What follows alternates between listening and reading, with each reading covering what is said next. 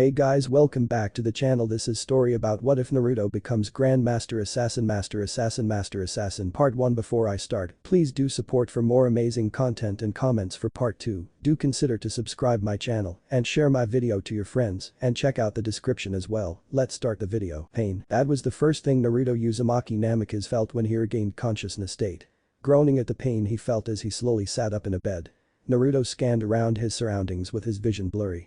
He knew from the lack of bleach and other strong cleaners he wasn't in a hospital. Plus his clothes and armor are stored away after taking too much damage during his long fight with Kagaya.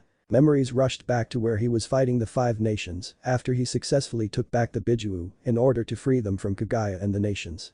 But after the final clash between him and the nations it all went blank. He supposed his time-space technique did save him if he was still alive and breathing now. But as for where he is, that is a puzzle he will have to solve later. Pushing himself up, Naruto groaned as his muscles were still tender, sore most likely from the wounds he received.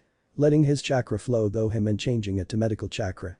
Naruto slowly dulled the pain as he sat up and heard the sounds of birds chirping. Blinking to clear his vision, Naruto scanned the room around him and saw it was a very bare room, hardly anything other than the bed he is sitting on, a few paintings, and a chair with clothes on it. A simple set of jeans and a black shirt on the chair. Naruto activated his eagle vision to get a view of his surroundings till he saw a trail of faint blue mist going to the door. The trail is faded but it still lingers.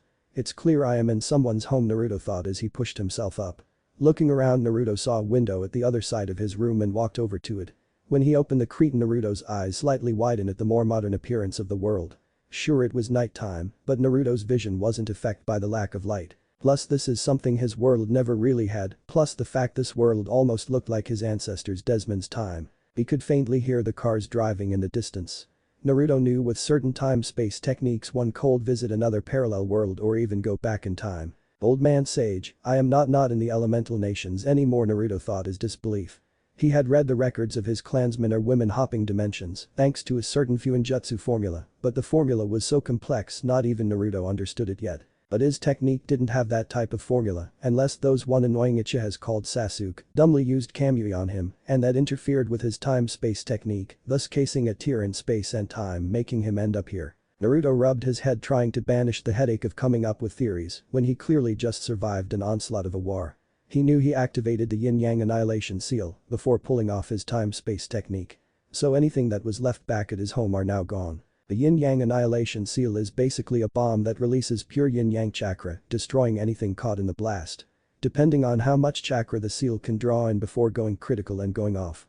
If Naruto wanted to compare it to anything, it was basically what people would call an antimatter bomb. It is just a pure energy blast that destroys everything and anything within the blast radius. So even if he lost his home, whatever they were going to try to find is now gone. Looking at his arms, Naruto breathed a sigh of relief. He had packed all his important things within the tribal seals on his forearms. Tapping on his seal on his left forearm, Naruto looked and was able to see all his things in place. From his clan's treasures, secrets, armor, weapons, and knowledge to everything he ever learned and found out. All his things are here and accounted for. He would really hate to lose his things. Plus he did pack up his things and sealed them on his body before going to war. If he was going to die in that battle, then his secrets would have died with him. After finding all his stuff is accounted for, Naruto got up and put on his own clothes by summoning them from his Fuinjutsu seal on his arm, thus leaving the clothes left for him alone.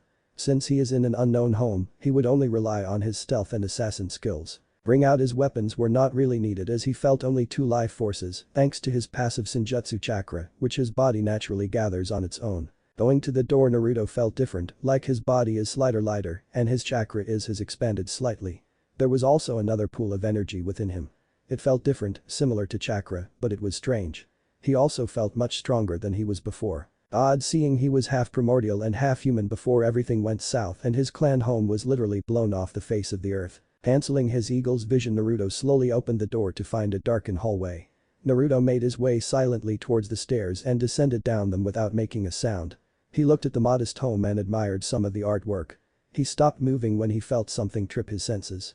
Someone had woken up from the same floor he was resting on. Quickly slipping into the shadows, Naruto stayed partly hidden, hoping to see he treated his wounds and kept him under their roof. Normally someone common reaction is to take the wounded to the hospital, but whoever these two are didn't. Naruto blinked when he expanded his senses when these 2 beings that were in this house felt well different. Naruto couldn't place it, but it didn't really feel human. It felt odd, something he never sensed before. He knew they were there, but they felt like something he never encountered. He had no idea who they were or what they are, but it seems they were clearly different than normal people. That much Naruto could figure out. Naruto paid more attention to these beings' energy, which one of them seemed very similar to the new pool of power swirling within Naruto. The other person's energy was completely different in nature and how it felt. One felt tainted while the other felt dark. Odd, Naruto thought, having never encountered something like this before. Clearly this world had its own person with some kind of special internal energy. But what is and what it can do is clearly something Naruto had no knowledge of. He would have to ask these beings when they wake up. Until then Naruto would investigate a bit farther about this home. Can you hear me, child? Naruto blinked at the voice that popped into his head. The Biju were well asleep for the most part till they recovered their powers. Which would take decades since they are reforming within him. So it couldn't be either of them, and the Shinju's voice has been silent since he had slayed Kagaya. So who could have the power to speak to him even with his mental barriers up? So, who are you? Naruto thought with eyes narrowed. Before he had to focus on the person in the kitchen and hide from the light. He would use his chakra to hide or even disappear, but he couldn't risk such a thing, no when he doesn't know where he is, nor the abilities of the man in the kitchen. The person with the tainted energy groans as Naruto heard him talk to himself about the Lucifer girl and how she was a pain sometimes. Lucifer girl? What does he mean by that? Naruto thought as he quietly listened in. After hearing the man complain about minor things, Naruto walked out of the hidden little area and waiting for the man to notice him. Naruto was studying the man, taking in every detail about his build to determine if he was a threat. The man was fairly rough looking. He is a tall man appearing to be in his 20s with an average build, black hair, golden bangs and black goatee.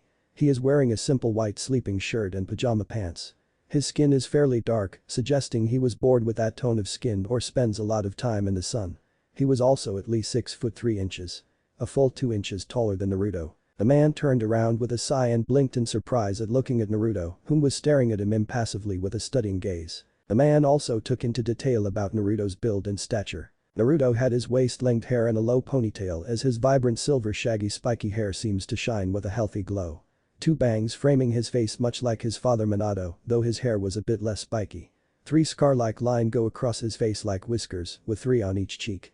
Naruto's sharp sapphire crystal blue eyes lack a pupil and sparkled like stars in the night sky. His skin tone is a healthy tan, suggesting he spent a lot of time out in the sun.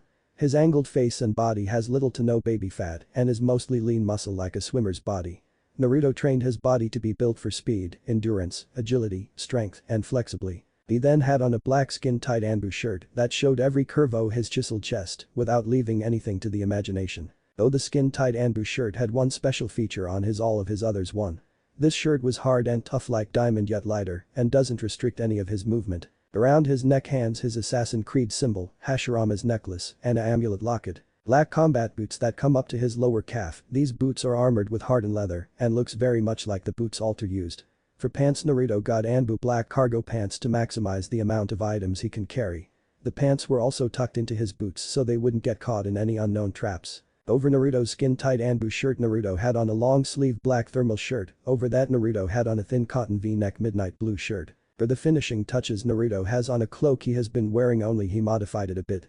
He removed the sleeves of the cloak to lighten the weight a bit as he will be weighted down by armor. The cloak Naruto has on is a dark faded bluish gray, along with a dark gray Anbu grade chest armor that is tied around his whole torso, hugging him tightly as the cloak remains under the leather armor. Naruto then ties a crimson silk cloth around his waist and ties it with the excess flowing down on his right side. He takes 3 black leather belts and attaches them at different angles. One belt holds his tomahawk and tanto, another holds 15 throwing knives, and the last holds his shuriken pouch with 3 other scrolls, with each scroll being a different color. Naruto then takes several of his own explosive tags, smoke bombs, rope darts, poison darts, anything he can carry on his person. He straps Death's Phantom onto his back along with Raiju his own Uzumaki blade, putting on his Anbu bracer's armor with the hidden blades attached to the set armor. As a precaution, Naruto puts on fingerless black gloves that are studded at the knuckles. He is currently wearing a face mask that hides the lower half of his face, much Kakashi whom taught him Chidori. Who are you? Naruto asked with a monotone voice, curious to what this man is or his goal. The man across from Naruto had a face of disbelief and utter joy, something that Naruto caught, but what was curious why. Amazing, it worked. It was just a prototype, but it did bring you back, the man said with a smile, pride and joy danced in his eyes. Naruto looked at the man, confused written all over his face. What? Naruto thought, trying to recall if he was that badly injured during the nation's attack on his home. But it all came up blank as the final attack he launched and activating the Fuinjutsu seal were the last things he remembers. What do you mean? Who are you? Where am I? Naruto asked a series of questions only to see the rougher-looking man raise his hand, a gesture for Naruto to slow down. Easy kid, I will answer any questions you have, but first let's introduce ourselves. My name is Azazel. The now named Azazel introduced himself. Naruto Uzumaki Namikaze. Naruto introduced himself in kind. Azazel motioned Naruto to join him at the dining table which Naruto took slowly, on edge about the part of something bring him back. Naruto's mind raced to figure out what Azazel meant, but only came up with that he was very close to dying, and Azazel used something to bring Naruto back from death's door. That or Naruto did die for a brief moment before being brought back. Azazel however nodded to Naruto's name, it was a strong name for a male. Maelstrom of the whirling tides and waving winds. Sounds like this kid is the son of two major storms coming together to become a superstorm, Azazel thought as he sat down and grinned at Naruto with a pleasing expression. To start off kid, I found you on death's door. Hell, you could have been dead. Anyway, I used one of my research prototypes to revive you. Though it was the only one I ever created, it seems to have done its job nicely by bring you back, Azazel said, taking a moment to see if Naruto had any questions, but the look the boy given him was mature and calm. Naruto only motioned for Azazel to continue his tailor explain things farther. Naruto was hoping to understand if Azazel could explain more. Using my knowledge on sacred gears, I was able to make a prototype of what devils used, though I haven't named it yet. It's similar to their evil peerage system, which allows them to reincarnate people into new devils. With my faction I lead known as Grigori. I and now the newer you are fallen angels, being whom fell from heaven and grace. My prototype was made to reincarnate people into fallen angels, thus not needing to make other angels from heaven fall to increase our numbers and avoid being the worst of the three factions, Azazel said, keeping a smile on his face, proud his prototype worked while answering two of Naruto's questions. After taking this in, Naruto pushed forth a question. No offense Azazel, but I don't believe in God. But I can tell you're not lying. So could you prove to me you're a fallen angel and tell me about these so-called three factions? Naruto pushed forward wanting to get to more information out of the man. He wasn't calling Azazel a liar, but he needed to be cautious about how he said things. This man clearly is hiding a lot of his power from what Naruto can sense. And with him emotion sensing abilities, Naruto knew the man wasn't lying. Azazel smirked as 12 jet black wings unfolded and spread wide and proud in the dining room, proving Azazel was not a human, but a fallen angel. Naruto's eyes widened at this. Well, there were no gods, goddess, devils, or angels in his old world. There was Kagaya and the Shinju, as they were the closet things to a primordial being and a goddess in his world. One was the so-called goddess of chakra and the other was a primordial of death, life, destruction, creation, and etc. But in this world there are apparently devils, angels, and fallen angels. Well shit, Naruto said with somewhat a surprised look. Thirdly, we are in one of my houses located in Japan. After bringing you here and dressing your wounds. You were asleep for 3 days at the most, Azazel informed where Naruto is currently. Naruto nodded at this. Some of the buildings didn't look American, German, or even European. Japan or China was one of his guesses. You have wings too, Azazel said, adding that little fact in as Naruto blinked as he imagined his wings coming out. 12 pitch black wings unfolded and spread out proud across the other man with 12 wings. Naruto blinked in surprise as the wings felt completely natural, like a limb or something completely natural to his current body. Naruto even moved them as he smiled at the feeling. Azazel's expression was one of surprise and shock. His eyes could be seen scanned over Naruto's own wings multiple times to make sure his eyes weren't lying to him. The 12 WW wings, Azazel mumbled in shock as he stumbled over his words. He figured it would have worked like the evil peerage system the devils had, but this is completely unexpected turn of events. Either this kid was already powerful enough before he was turned into a fallen angel to have 12 wings, or his prototype had an unknown effect on the young man. Azazel himself is the only fallen angel with 12 wings, well until this kid showed up. I take it that having 12 wings isn't normal, Naruto asked with a curious expression. Well, he took pride in his power, he is a trained shinobi and an assassin of an order. Power and rank meant nothing if someone had the tools, wits, plans, or skills to counter what you could throw and then turn them against you to kill you. Azazel straightened himself out and got serious a bit. Alright. The angels and fallen angels go by how many wings one has. The more wings one has, the more powerful the person. The max number of wings any fallen or angel can have is 12. You and I are the only fallen with the maximum number of wings, Azazel said in a slightly serious tone. Naruto nodded as that made sense. But he had no use for the wings since he couldn't fly. Well, that was a lie. He could fly, but he didn't want to go into his Uzumaki chakra mode or his Rikiden Sennin mode, which he had the same godly powers that Hagoromo had. It was only the fact he had a lack of knowledge how to use his newly acquired wings. Azazel seemed to rub his goatee in thought before he grinned. Tell you what, I will offer you to join me. You only know what I told you so far. I will teach you how to fight and survive in this world. With the amount of power you're given off, it would be bad if you didn't know how to use your fallen angel powers to their full potential. Also you will need to learn about the supernatural world, seeing as you just became a part of it, Azazel said as Naruto looked deep in thought. The more Naruto thought about things the more he realized he didn't have many good or pleasing choices laid out for him. Stuck in an unknown world, now as a fallen angel with powers he isn't used to, Dieter was nearly dead, then brought back to life, has no way to identify himself with this newer world, could not possibly blend in with normal humans due to the supernatural presence, he couldn't contact any of the Biju whom were still reforming within him after he beat Kagaya, plus he had limited information on these factions. And going back to the elemental nations is not an opinion. They hunted him down after he beat and killed the said goddess of chakra and her powers becoming his own, though he has not mastered her powers. They wanted their weapons back, but Naruto did not give them the Biju. They weren't things to be given away. Naruto found himself frowning. I take it fallen angels aren't popular with any factions across this world? Naruto asked curiously. Yeah, he could very well try and blend in with the world, but it would be hard to make a newer identity when he wasn't from this world. Plus the fact this world has better technology than his old homeworld. So that also would be an issue he would have to confront to live a normal life, which he highly doubts will ever happen. Sadly no, our kind isn't too well liked by anyone. There are always strays and rouges that betray my orders and go against them for lust, greed, or something. Honestly there are very few fallen angels in Grigori that even I trust. Azazel frowned thinking about his kind. While he hated to admit it, he had to order some of the higher ranks to take out the strays of their little group. They are the weakest faction out of the three in terms of numbers or powerful members. And that doesn't include the other factions in this world. Naruto sighed as he nodded. It was his best bet to fit in, plus he wanted to slightly know how to use his wings. Sure he could manipulate the gravity around him allowing him to fly, but that will get noticed really quick maybe. It's best if he acts like a normal fallen angel and fly with his wings.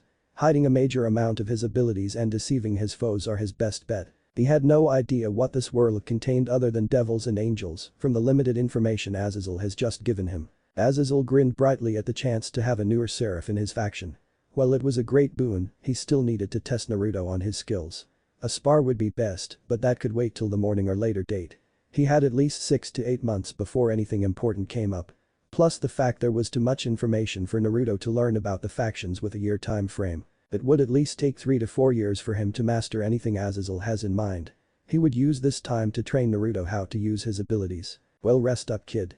I will have our training start tomorrow, Azazel said with a friendly smile. If it's alright I rather get my bearings and explore the area around me. I will return before you wake up, Naruto said, already wanting to get out of the house and get some fresh air. He was never good sitting still unless he was working on something, reading, writing a new seal, or eating. He always had to do something unless it was sleep. Sure, just don't do anything stupid. Be careful though when wandering around and avoid trouble. This area is owned by a devil clan and I rather them not be aware I am here, Azazel said, waving the younger fallen angel off.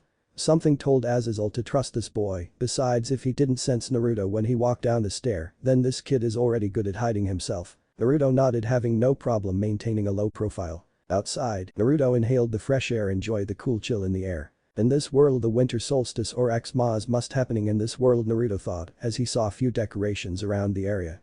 He could feel the lack of negative emotions, though he was slightly disturbed at the lack of Senjutsu chakra. There wasn't a whole lot of Senjutsu chakra to passively collect, and the amount he did collect is filled with malice and hatred. And while Naruto isn't bothered by it all that much thanks to him accepting his own darker self, plus the fact he was able to face both Black Zetsu and the Kagaya and Rage Jubi head on. Both beings has so much hatred, anger, fury, and wrath in their being he wouldn't be surprised if their souls were blacker than any known sin he has committed himself. He feels disappointed and sad that nature, once his natural comfort and connection to the mother nature of his world, has now become a hate-filled entity that would corrupted any whom takes in her essence. What has happened to nature for so much anger and hate to accumulate? It's like an infection with a cancerous effect, growing and spreading like some kind of uncontrollable cancer, Naruto wondered as he pondered on this. Nature's energy felt disgusting and awful. If not only was trying to drive him mad, well that won't happen, he could feel it. Nature's essence flowing into his body passively like a greedy parasite hungering for food. Again, while he was not bothered by it all that much, it caused Naruto to be uneasy and worried if anyone was dumb enough to take in this energy without the correct course of training. No doubt they would go mad and become a mindless mad-filled killing machine till they themselves are killed, Naruto thought for a moment. He would have to talk to Azazel about this after their training session. Naruto would have to meditate for a long period of time for the essence of this nature chakra not to affect him horribly.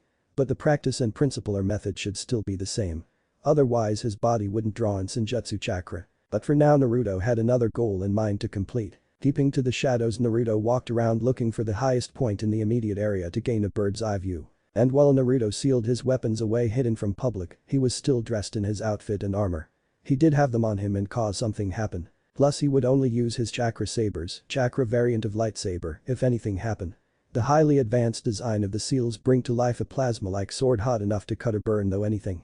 Naruto made these too when he was only 15, while he was exploring the nations with Jiraiya, whom became few of his precious people. The chakra sabers' names are Heaven's Darkness and Hell's Light. Generic, yes, but they are meant to be a symbol of his connection to both yin and yang, and how without one the other would be incomplete. And without both you would be blind or worse to the beauty and horrors of the world. But that was a story for another time. First Naruto needed to scope out the area and get familiar with his surroundings. He would use his chakra sensing abilities to a greater extent, but that required him using his chakra or nature chakra. And he didn't know if beings of this world could sense chakra. So he kept his power suppressed to a certain level. He was going to play it safe and hope no trouble comes his way. Q knock on wood. Walking down the darkened alleyway, Naruto enjoyed his calm sooth stroll, taking in the sights and sounds. Naruto stopped for a moment when he felt someone behind him. Turning around, Naruto looked to see no one was there, despite the fact Naruto could hear a racing heartbeat somewhere near him. Blinking, Naruto sighed silently as he continued his journey across the unknown city he is in. He spots a person and with his sensor abilities, can tell it's what appears to be a human. Naruto couldn't really tell, these person lack a chakra system or ever some kind energy like Azazel. He could sense the solar life force of that being, but there was no chakra whatsoever. Humans of this dimension must not have any kin to supernatural ability. They must depend on their ability to adapt technology. Then Naruto mused, thinking of this person whom seems normal in the terms of not being able to use chakra or any other form of energy. But Naruto could be rightfully wrong in those regards. He would have to endure my lectures. Great. Continuing his walk, Naruto scanned the area with a studying gaze, committing every turn and route to memory. Naruto sighed as he continued this routine for about 30 minutes till he heard a voice behind him. Turning around, Naruto saw a teenage girl rubbing her head. Ouch, that really hurt, the girl said, rubbing her head. Are you okay? The girl heard a mature yet calming voice behind her. Looking, the brunette saw a man dressed in armor and clothing she was not familiar with. It almost looked like he was wearing some kin to foreign battle robes. Is he one of those cosplayers? The girl asked, rubbing her nose, studying the male. She was slightly confused why he was wearing a mask that covered the bottom half of his face. Hi. I just tripped. Thanks for asking, the girl said. Naruto said his name. Offering his hand to help the girl up, Naruto waited as she became less dizzy. Huh? Oh, nice to meet you, Naruto. I am Aoi Yuuki. The girl got up and bowed politely. Naruto's sweat dropped as he retracted his hand to help the girl. People of this world are becoming strange to me, Naruto thought as he watched the girl fidget slightly. Before bowing and excusing herself after she thanked him. She swiftly turned around and walked off, leaving the master assassin to ponder what just happened. Sighing, Naruto started his track back to Azazel's house, making sure he isn't followed. Month later, Naruto is panting as he just got done with an intense sparring session with Azazel. Hahaha, that's 18 wins out of 20 losses. I am catching up. Azazel pumped his arm, flexing the muscle. He hasn't had this much fun since he teased Michael and Gabriel about marriage. Man, he loved messing with Gabriel and Michael. Those two were so easy to prank and tease. Naruto glared at the older fallen angel as his wings folded back up and out of sight. Keep it up, that ego will be all that much sweeter when I crush it, Naruto said with a sharp tone. Ever since Naruto had started training under Azazel, they only did one thing during each session. Go all out, but Naruto had a restriction that he couldn't use chakra. Well, he wasn't bothered by this, learning to use magic it's incredibly hard. With his chakra, Naruto had perfect control and easily could best Azazel as he was using the energy that was intertwined with his being and soul. However, magic was completely different and worked like chakra. It was hard to control and use, but at least Naruto could form several different weapons fueled by his light-based magic. He found out, though, studying with his clones and learning under Azazel, that there is a lot of things magic can do. It was just like chakra, but chakra couldn't make people immortal, bind someone's soul to do your binding, or ever completely erase someone's memories. Magic was sorta scary with all the crazy shit it can do. He learned there are tiers of magic ranging from tier 1 to tier 100. These tiers can also be viewed as levels. More often than not, the most useful ones Naruto found are simple tier 1 magic spells, also known as signs, with a group called witchers, used to hunt monsters. While the more simple spells are very easy to learn, they are often overlooked while Naruto mouth watered at the signs. These signs were Naruto's goal to master before master any other form of magic other than his own light magic. The signs art and igni could be used for more than simple fighting. Same could be said for the other signs. But also Naruto had a hard time with his newer abilities in magic. Magic, to sum it up, was causing him a splitting headache. Not only that, but the lessons in using his wings, information about the factions, and anything in particular was annoying. Lucky for Naruto, he was able to hire himself as a somewhat of a mercenary doing odd jobs in the human world, thus bringing in his own funds. Thanks to a contact whom is in the USA, Naruto was able to hide the fact he was from another world and he was a fallen angel thanks to Azazel's training and guidance. Though Naruto didn't like the fact he had to depend on Azazel for help. But that was quickly fixed as he went to a gambling ring in La California when Azazel had to meet a friend. He was able to win about $10 million by the end of it, but he was labeled as the devil's charm as he never lost a bet nor a match. Since then he had been the target of mafia men for a while. But they can't find as Naruto does not contain any sort of record other than a phone number to contact him. No birth certificate, no place of origin, no records to arrest, and no records of him ever living anywhere. He was off the grid in the most extreme way other than his phone number. Not bad, Naru, you've been able to learn how to flying like the best of use in 2 weeks. You're even faster than me in regards to speed both on land and in the air. But your magic still needs a lot of work. I broke you light spear, light sword, and light halberd at least a dozen times already, Azazel said, rubbing his goatee again, thinking of Naruto's next step in training his abilities. Truthfully, Naruto only needed to learn how to fly, but the lad was dead set on learning his fallen abilities and mastering them. Magic, spells, and other sorts of things was the thing Naruto was focused on, though he wasn't a fully turned fallen like Azazel expected. Nonetheless, Naruto was already on par with both him, Michael, and Surzuch in terms of power, but that isn't only when he goes all out. He was a half primordial and half human. Something that caused a shiver to go down Azazel's spine. Primordials, beings whom existed before time was time and predated every single god-goddess ever born. Their simple thoughts could have slaughtered thousands if not a million other races across creation, and no god or deity would be able to stop them, not even the god whom created him would be a match for a primordial. It was up to another primordial to keep the others in check, which from his research they did so without wars, fights, or complaining. This boy was half human half primordial at the time before his revival. Now he is half fallen and half primordial, and there is no telling of how much farther Naruto can go in terms of power. Before Azazel brought the boy back, he sensed the boy's power and was in awe at the raw amount of power coursing through his veins. The demi-primordial who had the potential to become a god on his own terms or at least gain godlike powers. It marveled the seraph fallen at Naruto's own physiology. He had stronger and better senses, strength, speed, agility, endurance, and etc. compared to any demigod Azazel has met or seen. He also can correctly control his own power he called chakra to a perfect degree and unleash superhuman feats even demigods couldn't do. Not only that, he could control several different elements and use elements Azazel has never seen before. He was not bound to the domains that their parents had control over or represented. Naruto was completely free to become stronger than himself, which made the older fallen angel actually push himself into training a bit more. Naruto was also helping Azazel in regards to creating something similar to the evil P system. With the help of Naruto, Azazel suspected the first set to be done in 3 years. Also the fact Naruto is teaching Azazel some fuinjutsu or to at least understand it better. It truly baffled the elder fallen how Naruto was able to create so many things with these seals. The fact he came from a war-torn world only made Azazel interested in Naruto's story. Which Naruto explained some of his past that he had no problem telling. I.e. the villages, ranks, and etc. including the 4th Shinobi War, including when the nations attacked him. Oh yes, Azazel knew about Naruto's past, and the younger seraph had shared enough for Azazel to trust him greatly. The boy was able to befriend and gain the trust of the primordial being from his world and kill a woman hell-bent on enslaving everyone.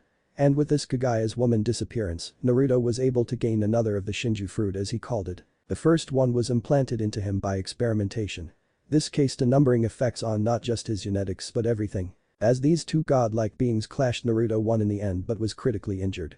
After a couple days of the battle and the 4th Shinobi War, the 5 nations attacked Naruto at his base, which was his clan's homeland. Despite being injured, Naruto put up a fight and showed why he was the only one able to go toe-to-toe with this Kagaya. The rest Azazel can pretty much guess. Azazel was able to save Naruto by using the prototype piece, thus turning Naruto's human half into a fallen angel. And while Naruto's power is godlike on some level, he could still die like a human. But with his regeneration healing factor, it made him somewhat hard to kill. But at the time Azazel found the young master assassin, he was pretty much dead. A harsh lesson, but it pushed Naruto harder to protect these Biju whom slept inside Naruto, recovering from Kagaya's own assault on them or something similar in nature. Though he found it disturbing if not creepy, Naruto could if he wanted change his sex from male to female at will. And it wasn't a simple transformation either like he originally thought when he saw it a second time. He could actually get pregnant like that, which made the poor older Fulin lose his lunch for a couple of days. "Right, Naruto, ready for another round?" Azazel asked. The hybrid of ancient being and fallen nods as he got into a stance and spread his wing out proudly. All 12 pitch black wings suck any of the light around them. Second month, Naruto is currently looking over his Fuinjutsu notes and data on the prototype piece Azazel has gained though he research. The fact Naruto and Azazel in a partnership was able to make a break though combining Fuinjutsu, runes, and magic, thus allowing all sorts of limitless possibilities to be available. Though a breakthrough, Naruto and Azazel had to extensively research this newfound art and understand that one false place rune, one stroke of the brush, or even the wrong amount of magical energy could cause a large explosion. While Naruto wasn't helping Azazel with his research, training, hanging out with the girls, studying, or even exploring the city country, Naruto would often meditate to adapt his body and mind to this world's nature chakra. Being able to feel the weight of nature's hatred, malice, rage, and other powerful negative emotions, Naruto was able to soothe her pain, so to speak, or at least adapt to handle it better. He spent at least a week solid taking nature chakra into his body, bearing the weight of nature's wrath. It wasn't easy, as the longer he went on the more he felt like it was crushing him. But he endured for both their sake. As he hates the fact, it was hard for him not to be connected to nature. He had no idea what sort of side effect he had begun to cause, but when the events unfold, Naruto will be there without a doubt.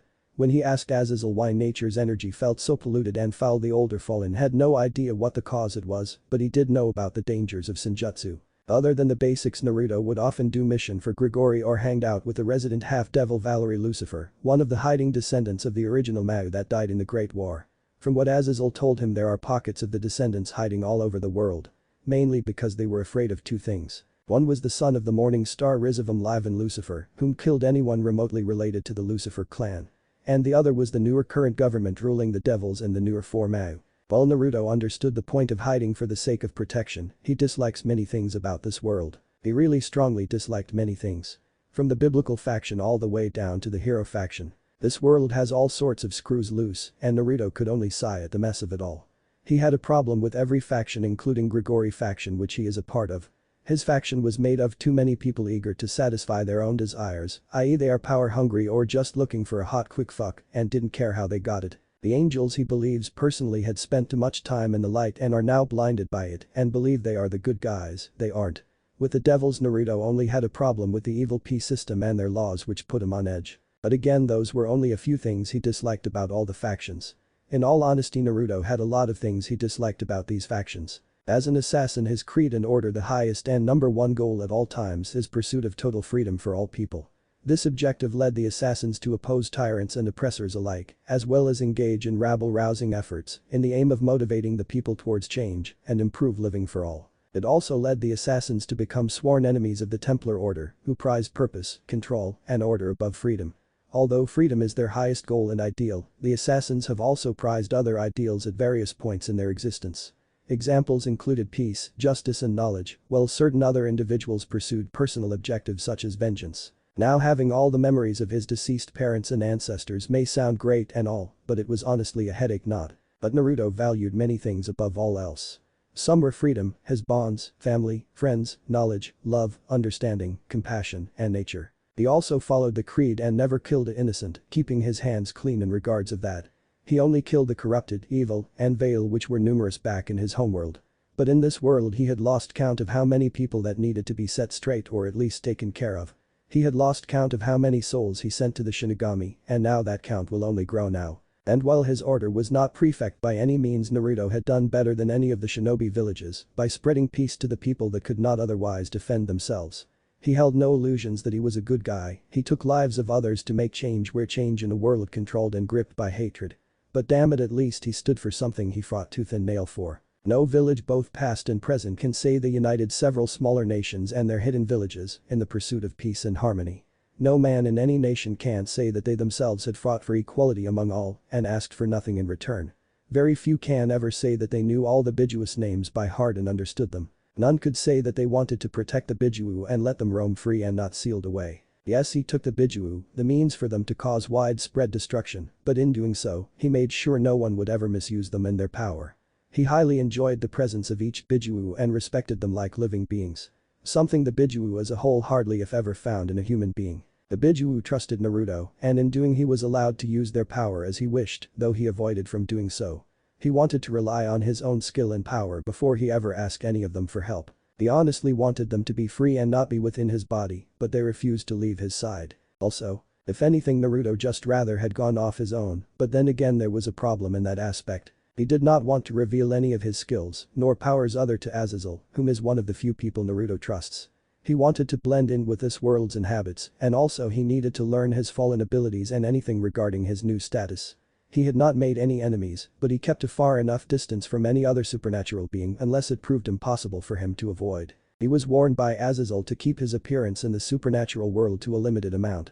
Often if not Naruto hid in his own fallen power by only spreading only one set of his wings in order to fly. He also worked with few other fallen angels such as Rainer, Kalwarner, Middleton, all three sworn their loyalty to him after finding out though mistake he was in fact their faction's second seraph level fallen.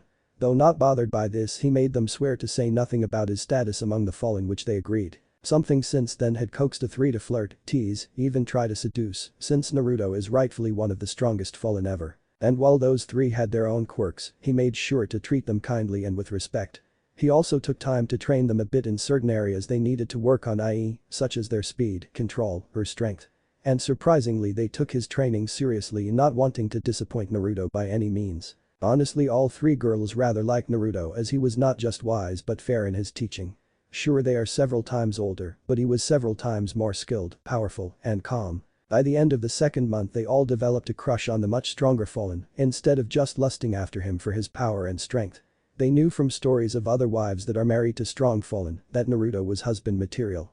All they have to do now is get him to notice them romantically. Of course this was easier said than done. While he wasn't with Rainer, Kalwarner, Middleton, or even Valerie, Naruto would often or not be sent on more scouting missions where he meet other fallen him whom are of the least troubling kind of their faction. Naruto would lead by example, and pretty soon the whole faction knew him by two names. Executioner or the Unknown were the two names given to him by several fallen. They named him Executioner for the way he fights and finishes off his foes whom dared stand against Azazel orders and harmed innocents.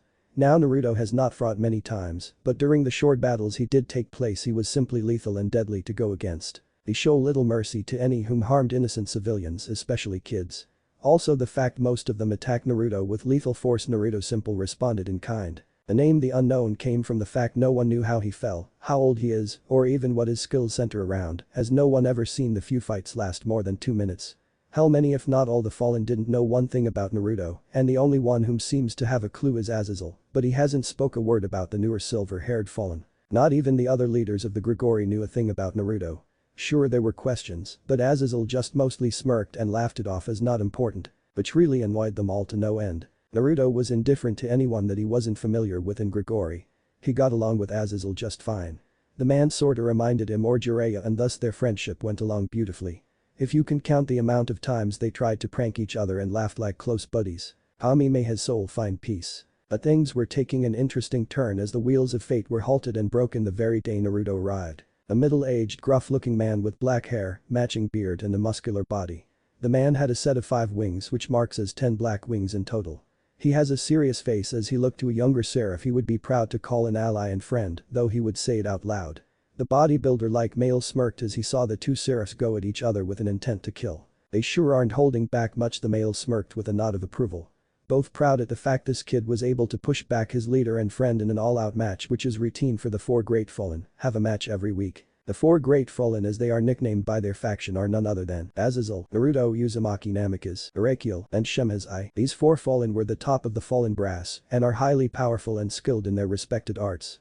They were also the strongest of the fallen in terms of strength, speed, power, skill, and knowledge. Azazel as the Governor-General was the commander-in-chief of the Grigori faction. As such he relayed orders, peace treaties, and etc. Shemhazai is the Vice-Governor-General and in charge if Azazel is out of reach or commission.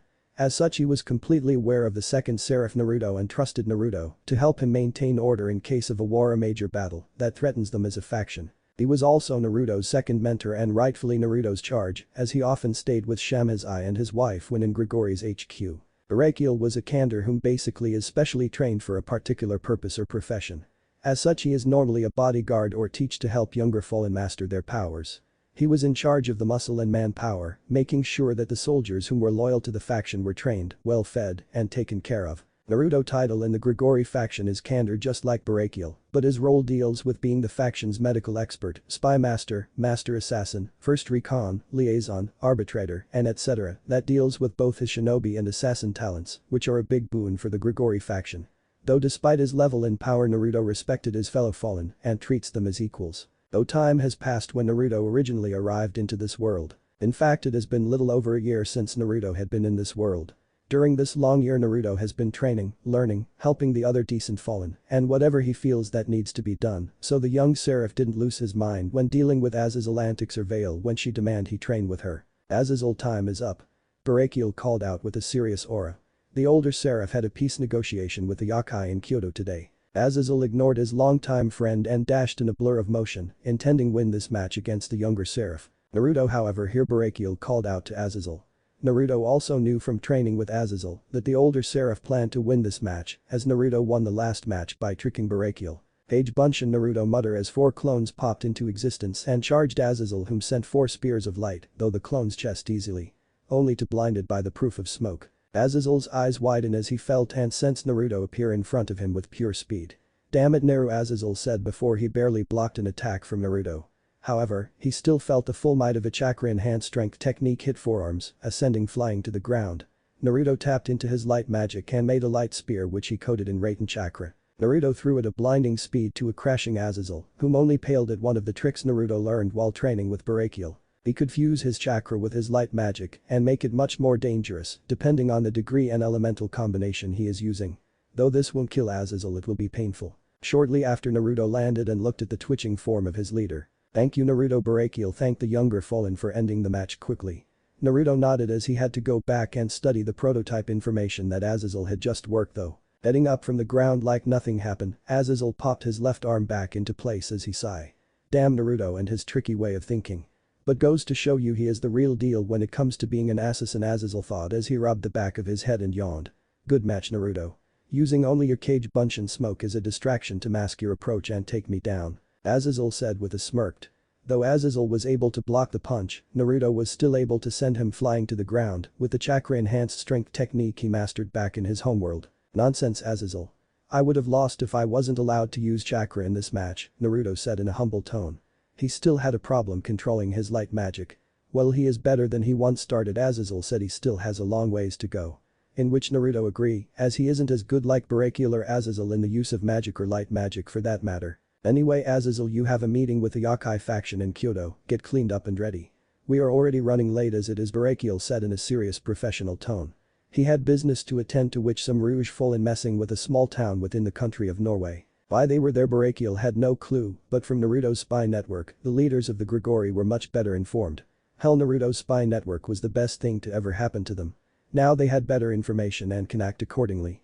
Also, it's the best and most reliable spy network ever. Azazel had a noticeable scowl on his face before he glanced at Naruto before a glint appeared in the older seraph's eyes. Naruto quickly noticed this as he mentally groaned. Damn it, he wanted to listen to Disturbed as he studied the notes and information. It was to be his first day off in months. Months, he tells you. Naruto, I want you to go in my place for this meeting, Azazel said with a winning confident smirk. Naruto's eye twitched as Azazel just proved to be incredibly lazy and doesn't really like doing work. Azazel, if there was ever a definition of lazy, it would have your picture in the dictionary, Naruto muttered as he crossed his arms and his wings folded, but still in plain view, showing he is indeed a seraph level fallen, though the power rolling off him said he was stronger than Azazel himself. Azazel waved off the insult and smirked. Truly, this kid is a blessing, Azazel thought, looking at his surrogate godson, whom is standing next to Barakiel. Now, this is to help you get used to dealing with other factions. The Yokai of Kyoto are one of the most neutral factions in the world. Also, you will be heading there to either help them make peace or remove a thorn from their side. I had reports of some rouge fallen in that city killing its inhabitants. Plus, this will be a good experience for you as you never had to fully deal with any other race other than our own. Think of it as part of your training and at your role in our faction to be the arbitrator, Azazel explained. Yeah, I go to an unknown area while you go fishing, Naruto deadpan with a slight twitch to his eye. He never been in Kyoto before, nor has he had to face any race other than Rouge Devils and Rouge Fallen. Other than that, Naruto's existence has been a secret of the Grigori faction for the past year. This is only because no one lived to see another day if he fought them, or that the fallen loyal to the Great Four kept their mouth shut. Well, maybe it's because Azazel, Barakiel, and Shemhazai haven't told anyone about him in any fashion. Also make sure you work out a decent treaty with their leader Yusaka. Barakiel will fill you in on their faction during your flight there. Now if you excuse me, I think the Gulf of Mexico is experiencing some lovely weather, Azazel said as he span on his heel and walked off while waving by. Naruto and Barakiel just stared blankly at their leader's retreating form. Barakiel only could mentally sigh as he knew his old friend would pull this on Naruto. Naruto knew Azazel pushed this on him to get out of doing work. While his job covered many subjects in Grigori, he was the go-to person for settling a dispute as he was able to make great peace solutions. I wonder what Shemhazai will do when he finds out Azazel pushed this onto me, when I am already busy hunting down so many Rouge Fullen while maintaining a spy network, Naruto said with a shake of his head, thinking of the vice-governor, whom also became his sparring part and mentor, along with Azazel. Knowing Shemhazai is close to gaining the rank of Seraph among the fallen. Shemhazai is the only one besides Naruto whom punishes Azazel for doing something stupid. Also the fact his wife is a devil and the fact she make the best damn cookies he ever ate before makes Naruto like his time being around the wife and husband. No telling with Shemhazai, Barakiel said, thinking of his close friend other than Azazel or Naruto. By the way, have you heard from him or his wife? Naruto looked at Barakiel with a questioning look, whom shrugged. Maybe going at it like rabbits, Barakiel shrugged, not caring what he said around Naruto. While working, Barakiel is a serious, rigid warrior type personality. But off work and around friends like Naruto, Azazel, or Shemhazai, he is relaxed and cool. Though Naruto has mentioned the man just takes jokes way too seriously. Dude, if you're that lonely then find a woman you can marry or at least date, Naruto said with a light scolding tone. He honestly thought the man needed to get laid or find someone to love, cause a depressed Barakiel is not right by any means. He was aware of Barakiel's past with his deceased wife and his daughter, whom is in the peerage of Ria's Gremory, whom is the younger sister to the current Mao Surzich Lucifer. A cloud of depression formed over the older fallen as he muttered, "They aren't the same as my Shuriheim," Barakiel said in a depression and sorrowful tone. Naruto sighed as he patted Barakiel's back in support as he knew the feeling of losing a lover. He never told the other fallen this cause no one else in the elemental nations knew Naruto had a secret relationship with an ill woman whom was dying. He never knew she was dying until after she passed, of course. But that story is for another time. Tell you what. We both will go get shit-faced drunk and have fun in LA after this task is done, Naruto said with a comforting smile. Barakiel looked at Naruto with appreciation in his eyes and nodded. It was nice having Naruto around. He was deadly, serious, and dangerous when needed. And when not needed he was a loyal friend, kind-hearted person, wise, and great cook. I'll go get ready for the peace treaty, Barakiel. Hopefully we can build bridges with other factions, Naruto said with a sigh. Barakiel nodded as he walked off to get some documents for the treaty. 35 minutes later, high in the dark night sky, a dark-clad figure could barely be seen as he flew towards Tokyo. That figure is Naruto, Arkander. Naruto was flying in the air far above the crust of the earth. He looked down at the humans and other races below with a studying gaze. Naruto only has one set of wings out as he kept his massive powerful reserves hidden. This also helped deceive any whom think he is a very low-tier fallen. Barakiel, what kind of yakai will I be dealing with? Naruto spoke into his earpiece. You will be dealing with Yusaka, a Kyuubi no Yoko and her ghouls, yakai, and other races that call Tokyo home. As such, it's important to remember they are strongly neutral to the devils, angels, and us fallen. This meeting is meant to allow use not only trade with the yakai, but also have another area we can work and operate in. By doing the 2 tasks you've been given, we may be able to halt the process of our numbers decreasing. Or at least find newer members whom aren't fallen. But first we need to build relations with Yusaka, which is what you will be doing first, Barakiel said over his own earpiece. Roger, what kind of profile does this Yusaka have? Naruto asked, which caused the normally serious fallen to smirk at Naruto being professional when needed. From the little we could gather thanks to your spy network, she is a kitsune yakai whom has 9 tails. Yusaka is a golden blonde-haired woman with matching eyes and is normally seen wearing a shrine maiden or priestess outfit. She is a single mother to a small kid named Kunu, whom is also a 9-tailed fox as well, but she isn't even at the age of 10 yet. Not much on the father of the child other than that she is close friends with Queen of the Damned, the newer 3 Dark Lords whom are females, and some members of the Shinto faction. But other than that we never been officially invited into their territory on a peaceful term before, Barakiel explained. Got it, thanks for the heads up, I will see you later, Naruto said, disconnecting the call. Little. My spy network was able to give me day-by-day detailed reports from anywhere in the world, plus I have thousands of hackers both human and supernatural, helping me identify threats has something happen. Naruto thought as he flew a bit faster. Halting in his flight, Naruto closed his eyes and tapped into his nature chakra. Swiftly going into Senendo, Sage mode, as his eyes change from sharp sapphire crystal blue to golden amber with a black slit for a pupil.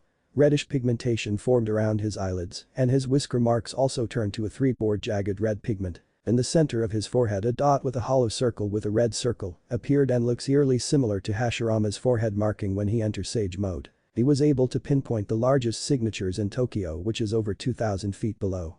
Tucking in his wings, Naruto free fall down towards the earth. Using the cover of darkness, his own skills he learned from his assassin ancestors and his own shinobi skills, Naruto was able to land softly in a dark alley without a sound and without alerting anyone to his landing. Thank you Zabuza for teaching me the silent killing technique, Naruto thought briefly. So far so good, though I should be on guard, Naruto thought as he using his sensor abilities, combined with Senendo, to pinpoint whom he thinks is Yusaka. That might be you. The life force is fox-like, I think, Naruto thought with a confused look as he cancelled his Senendo and walked through the alleyway careful of his surroundings. He could feel all the life and busy living things around him. Naruto was the best sensor when it came to someone's life force. As such, he could even feel the rats in the sewer below his feet. He could smell the thick musk in the air that was mixed with pollution. Naruto sighed as he hardly could feel any nature chakra around him. If there was any nature chakra. Naruto took a step back to check what is wearing. He is currently wearing black dress slacks, black dress shoes, a black leather belt, a long-sleeved white button-up business shirt that is tucked in into his slacks. Under his white dress shirt is a specially made armor Naruto had made long ago.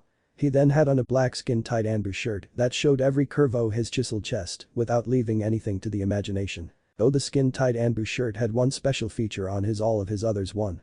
This shirt was hard and tough like diamond yet lighter and doesn't restrict any of his movement. However, it was out of view, so one will not see the skin-tight amber shirt. Naruto also took to wear a business vest which he also lined with seals to make it tougher, stronger, and more durable than it normally was.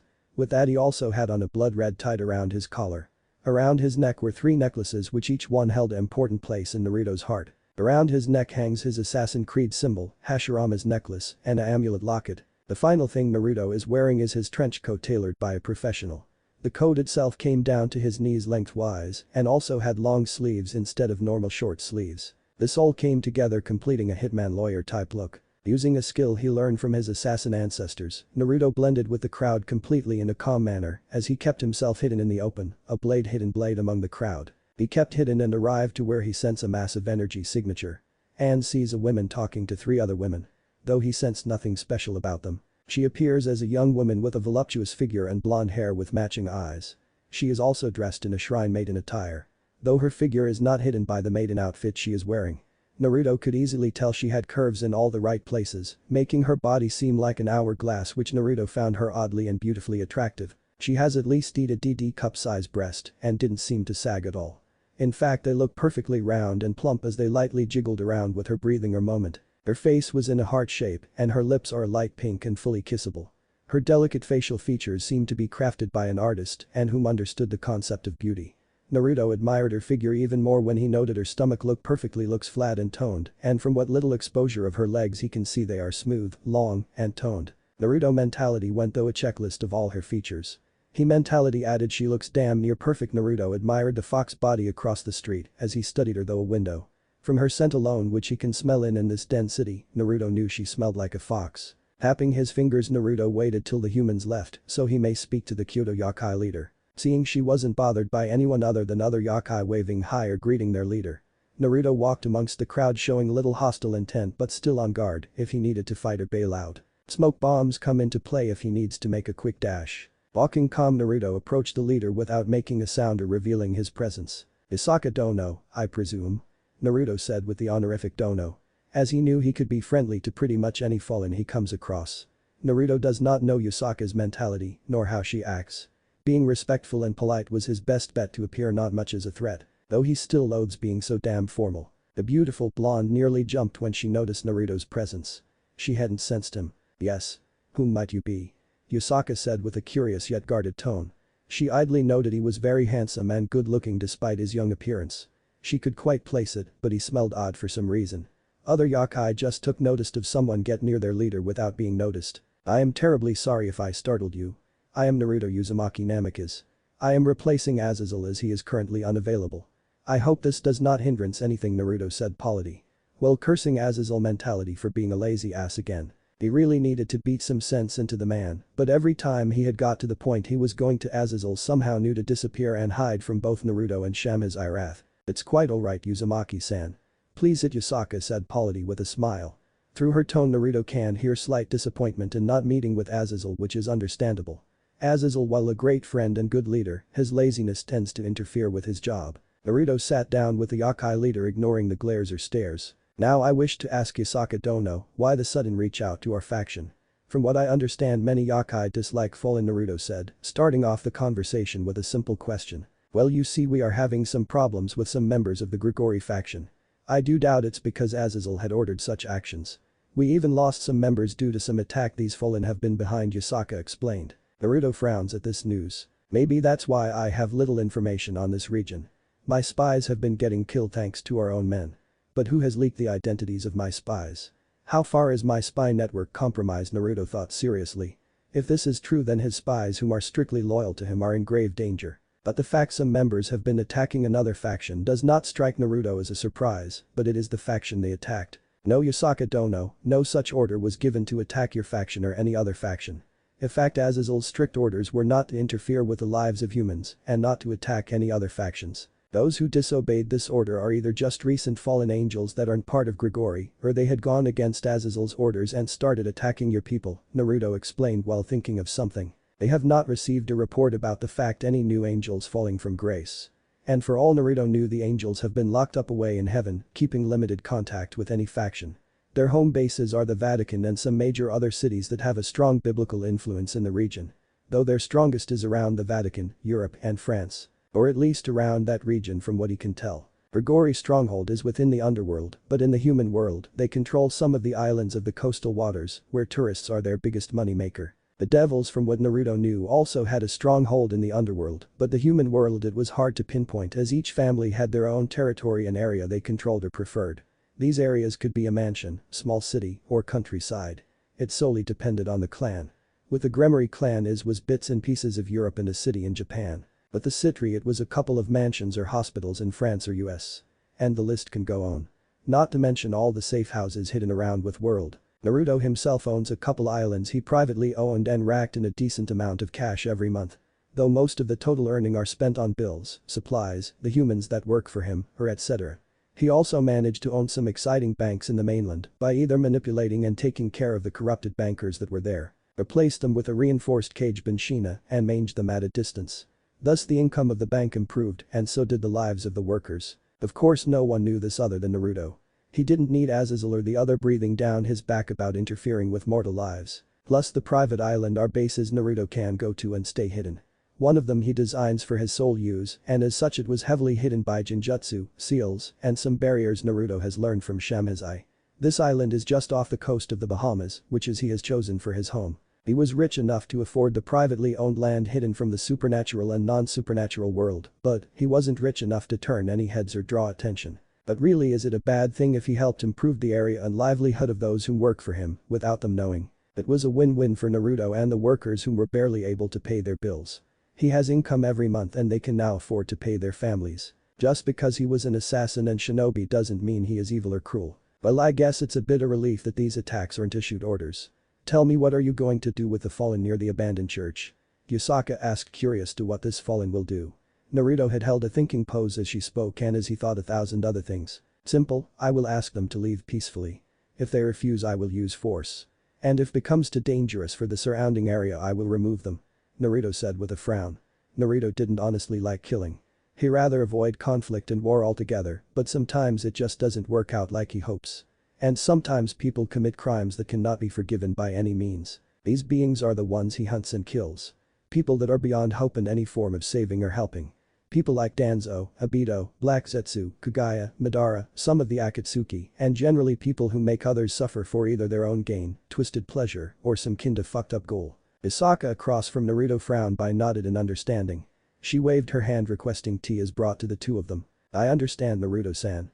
Please stay a bit longer for some tea, Yusaka said in a polite tone being respectful to the fallen. She couldn't sense his power at all, either he is really good at suppressing his power or he is middleman. But he just said he would go take care of the fallen, so it was most likely the former as he didn't seem weak nor powerful. She couldn't gauge him correctly, it was like he was trained to not give any hits about himself away. His also unsettled her, she could hardly tell he was a fallen, even his scent didn't give anything away. She only smelled the strong scent of forest and nature coming from the man in front of her. Even then she had to pinch herself to test if this was some type of illusion, as she couldn't even tell in certain moments if he was really there. I should send a shadow-type yokai to tail him, Yasaka thought with a weary look in her eyes. This was something that did not escape the master assassin, as he could read any facial expression or physical reaction, not matter how small. It was an advantage he had gained working with a Biki for about a month. Naruto offered a kind smile and heartwarming aura. I will have to politely decline that offer, Lady Yasaka. I will return when the job is done and fill out the treaty. After that is done with, I will gladly have a cup of tea with you. But first I have fallen to take care of, Naruto said with a small smile as he got up and walked away. At the abandoned church, hidden within a series of trees that surround the old abandoned church. Hidden by the bush of the tree leaves. Naruto looked on with a blank expression as he mentally counted what he is up against. Let's see, 20 Rouge exorcists, 10 Rouge fallen, and 1 arrogant leader, with only a 4 set of wings. Naruto counted the 8-winged fallen with a disappointed frown. Whether this frown was from a lack of challenge or the fact that these idiots honestly think hitting a heavy guarded supply line was a good idea. The world might never know. Sighing, Naruto jumped down from the tree and walked to the band of bloodthirsty Rouge group with a calm neutral expression. Slowly channeling his chakra to his eyes, the morph into crimson red glowing red eyes with 3 Tomo in each eye. The fully matured Sharingan was about to have its first test run against a Rouge if they did not comply with his demands. Naruto would not pull punches for anyone if they faced him. Walking into the clearing in front of the church, Naruto received the attention from the people. Though the attention was not what he was expecting right away. Dodging the 10 light spears launched at him and catching the 11th one fired from the last fallen, Naruto sensed hostile intent from the 31 people he was meant to capture, detain, or put down. Frowning, Naruto crushed the light spear in his hand and stood back up, his muscles tense and ready for action. His Sharingan spinned a bit faster before. You know, I was going to give you a chance to return peacefully, now I am either going to beat you within an inch or take your life. If you want to live, then put down your arms now, Naruto said with a stern voice, getting into a defensive stance. Naruto only watched as the Rouge priests and fallen got ready to attack him. Kill him, the 8-winged fallen commanded. Sighing, Naruto knew he was going to have an annoying night. Naruto was ready to finish them all in one move, but not before dodging a bullet fired from a gun. The bullet itself barely passed his cheek. Though the Sharingan may not be able to fully pick up a speeding bullet itself, it can sure as hell help you dodge one, thanks to Ida's ability to read and predict the movements of an opponent, Naruto thought as he dodged the next 6 shots like he was in the Matrix. He leaned back up after he heard disbelieving gasps or noticed disbelieving looks that the priest holding the guns were giving him. Placing his hands in the bore sign, Naruto muttered a simple yet one of his favorite jutsu. Jinten. Muish, Naruto said before he disappeared from view. Soon thuds around the 8-winged fallen were heard. The Rouge fallen blinked in confusion as he saw Naruto disappeared and reappear where he was standing. And this happened all then less time it takes one to blink. Next thing he knew is his men or women on the ground either dead or knocked out. He couldn't tell which at the movement as he felt an incredibly cold feeling at his feet. Looking down, the fallen Rouge noticed ice was encasing his feet and traveling upwards with a steady pace. Looking at the unknown nicely dressed male with hatred, the Rouge fallen summoned a light spear to shatter the ice, but was shocked at the fact his own light spear shatter and not the ice. Hyoten. Ryuten Kanken, Naruto said out loud as the ice kept creeping up to the Rouge waist, and by then the ice was too heavy as he fell over, struggling to get out of the encasing ice. Ice release. Frozen imprisonment. Naruto looked at the downed fallen and trapped fallen that were in front of him without an emotional look reflecting in his eyes. Gathering a large amount of chakra, Naruto channeled the chakra into his palm of his right hand. Soon a purple rotating vortex with white and purple aura appeared in his hand.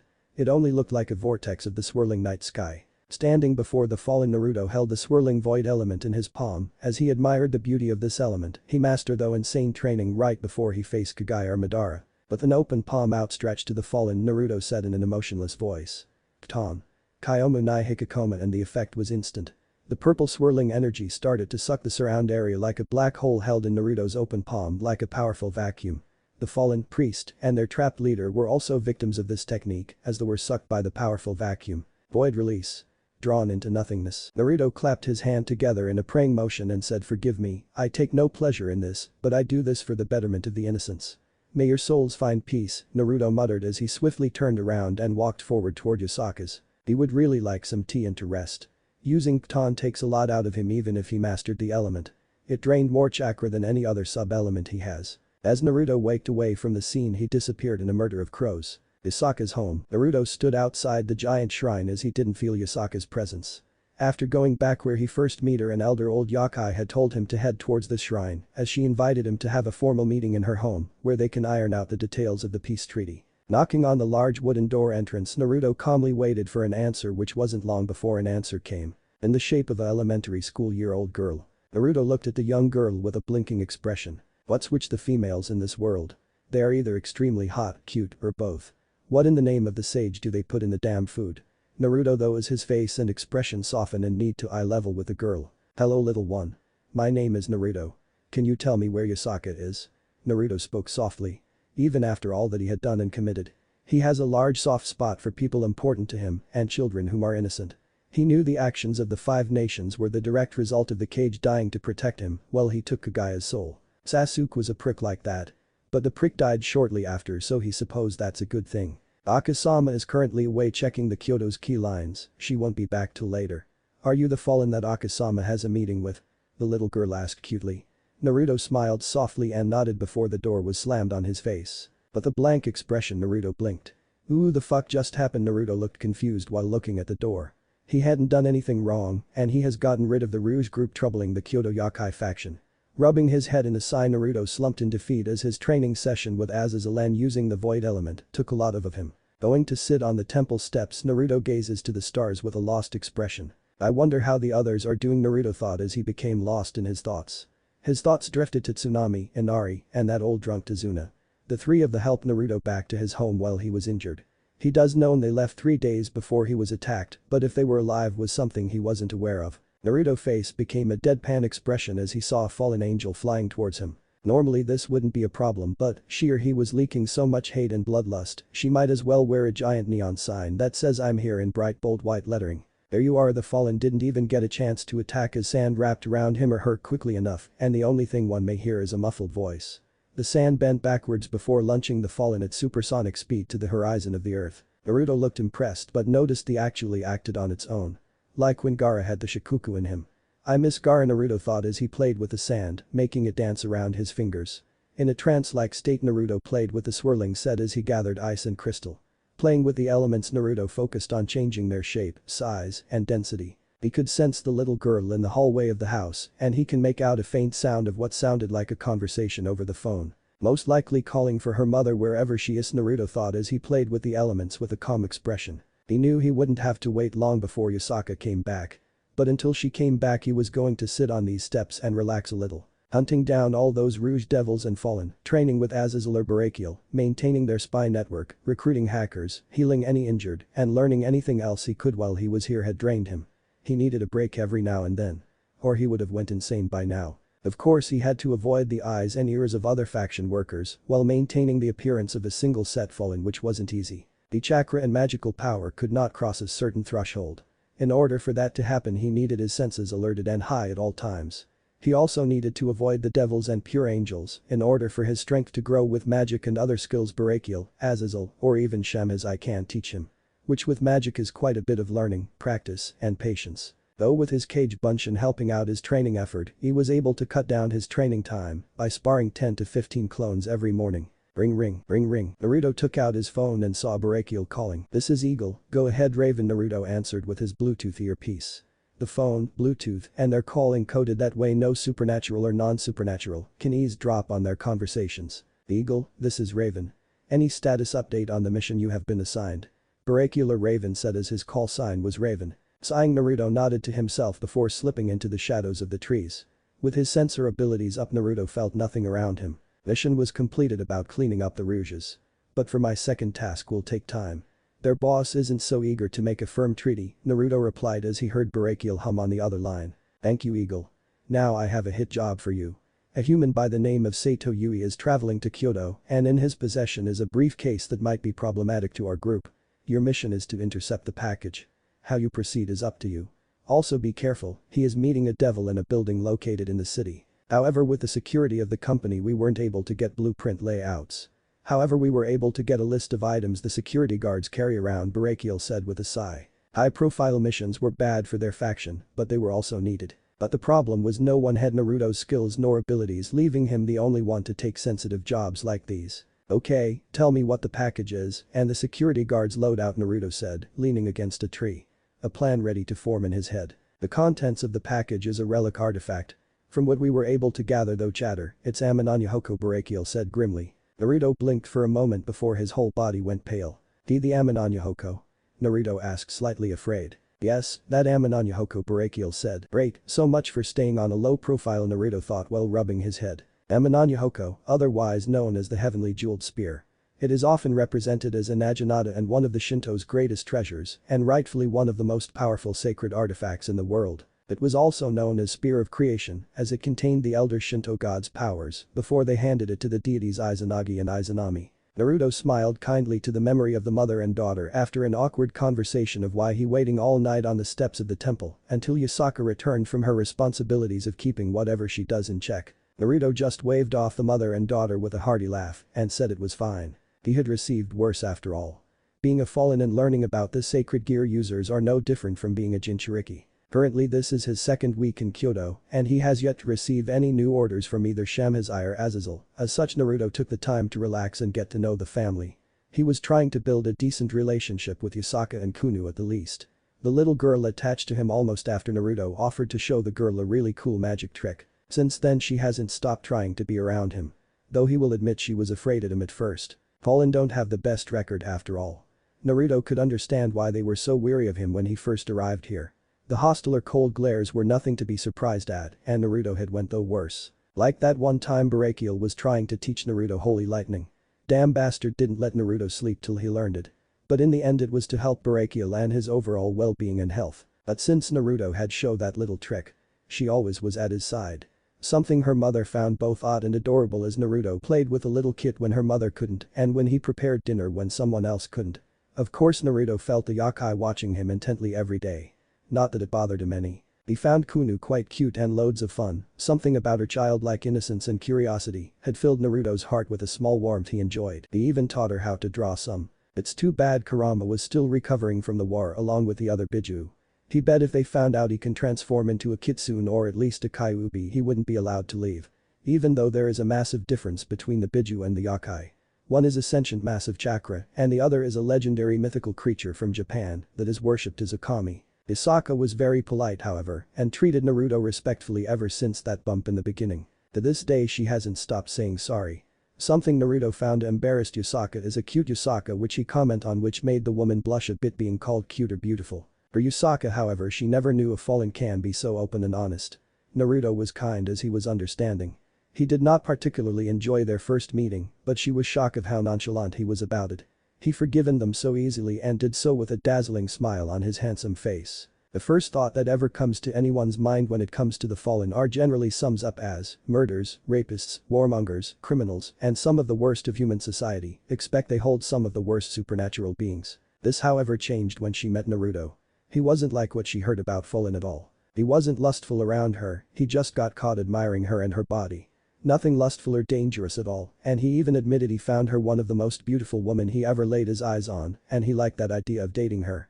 Which he teased her lightly on as he had fun messing with her. He wasn't a warmonger, he detested war and killing altogether, but he was not above killing. He however admitted he will kill if he is left with no other choice. Plus he rather chose peace over war. He never fell from heaven because he committed a sin. He hinted at the fact he was originally half human before that human side was replaced by the fallen angel. Meaning he never raped a girl or killed an innocent soul before. Though Naruto has killed before it was generally the worst of the worst that face his blade or he removed from the world. And to her surprise there are quite a few decent fallen whom still upheld a moral code or honor code since they fell. From what Naruto told her while fallen angels were cast out of heaven, a few decent ones that make the faction strong have adapted and enjoy a life that the angels of heaven do not. Some chose the life of a warrior training every day and improving their skills and living by the sword. Under Barakiel's watchful eye, these warriors were undoubtedly loyal to the faction that is Grigori. Some chose to dive into the medical field and treat the sick and heal the wounded. Some tackled politics and helped the Grigori faction maintain somewhat of an influence over humans. Well, this was good or bad has not been seen. Grigori kept their human connection secret and had not started a massive cult or anything to public knowledge. Some went to law school and became lawyers. The list can go on. And what she learned from Naruto is his role is not just act as a spy master, but an assassin, medical expert, and overall help in negotiation treaties. Something she finds herself admitting he does all those roles with nothing but 100% in effort. She had seen how Naruto became so close to her daughter, now Naruto is called Ani-chan with such affection that it surprised her how war mankind the fallen is. He was able to help some yokai in Kyoto and treat their wounds or what ails them. Boosting the talk about the mysterious fallen within Kyoto. To say she was surprised at how kind and understanding Naruto is was an understatement. And in the end, it only made her feel worse for thinking he was like all fallen. He only been kind and patient with her and she was treating him like he was already her enemy. He could very well killed her and her daughter in her sleep, but he hasn't and he never show hostile intent even when he was receiving that said intent. She would have to apologize to him again. Morning. Guest bedroom. Sitting up yawning away the sleep in his eye, Naruto blinked a couple of times before his vision had cleared up. It's been quiet since Azazel had contacted me. He wouldn't do this without good reason. But after I take back that damn heavenly jeweled spear from that human. My spies should have located him by now, Naruto thought as he got up and dressed in black cargo pants and a white button-up shirt. Sniffing the air, Naruto smelled the scent of food being made. Bacon, sausage, bread, and maybe waffles or pancakes, Naruto thought with a faint smile. Normally he would have gotten up and made something for him and Kunu unless her mother wasn't busy. Naruto was quite fond of the little Kyuubi girl and her mother. They weren't like Kurama, though he loved that big Biju and his Jupiter-size ego. Isaka and Kunu were much more lovely and much cute. Kunu being adorable with how she acts around him. Yusaka being a beautiful stunning strong woman which he finds attractive. With a quick glance at his seals and accounting for everything, which this has become a habit somewhat ever since Naruto found Azazel reading his godfather's Icha books. Naruto had checked his seals every day after getting his books back. Of course Naruto only had got them back after he promised to publish the books and give Azazel the limited edition copies. Naruto of course kept the black lace limited edition for himself. And the world over had begun the hunt of the genius that made the book. Duty. Going towards the living room, Naruto noticed a lack of shadows this morning, meaning the yokai are starting to trust him. Good, all he needs to do now is grab that damn spear and return it to its rightful owners, the Shinto.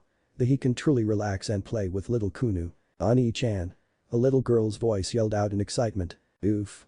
A giggling can be heard as a little fox yokai holds onto Naruto's leg. Morning, Ani-chan, Kunu said with a bright smile. Her 9 tails waving around happily. Morning, Ku-chan, how's my favorite little kid?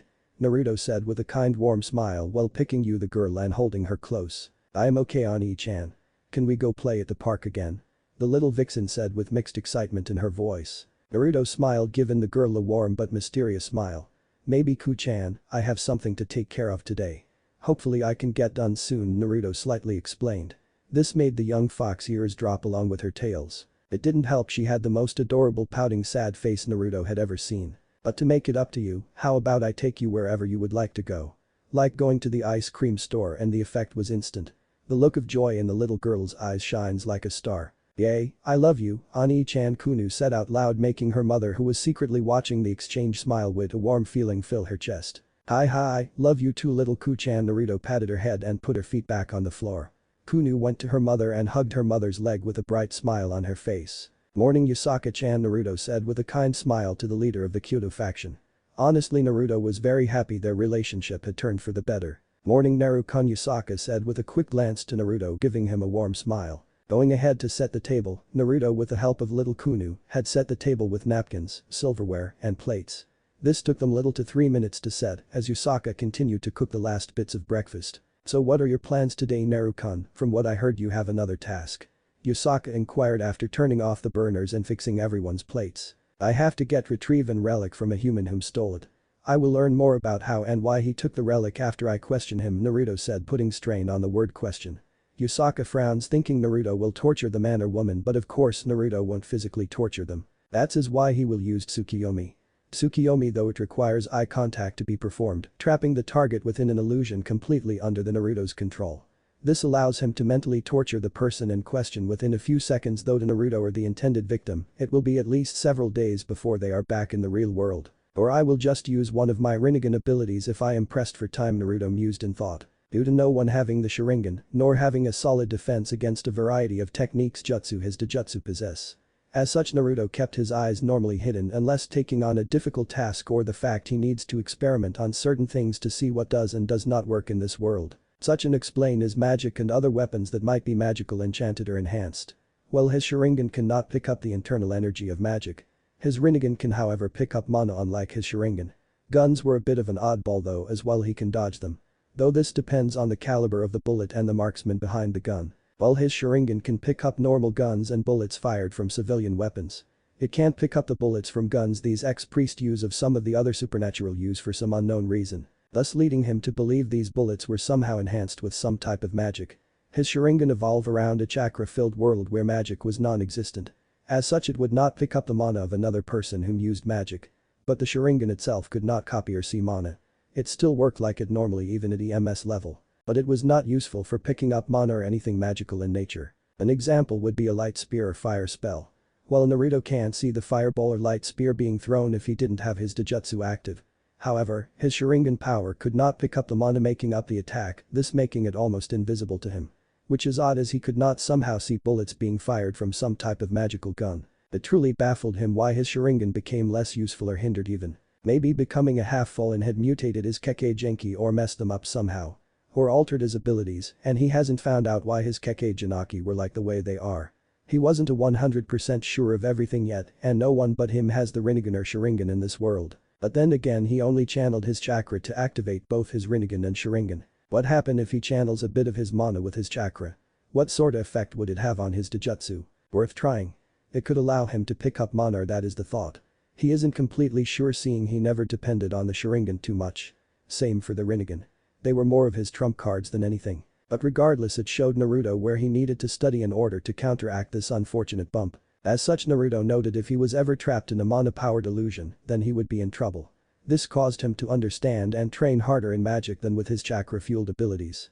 While he was already godly powerful with his chakra, but his magic and training, he will need to train and learn under Azazel, Shamhazai, and Barakiel. While Barakiel was able to teach some lightning-based magic along with light magic. This in turn allowed Naruto to use the same holy lightning Barakiel uses.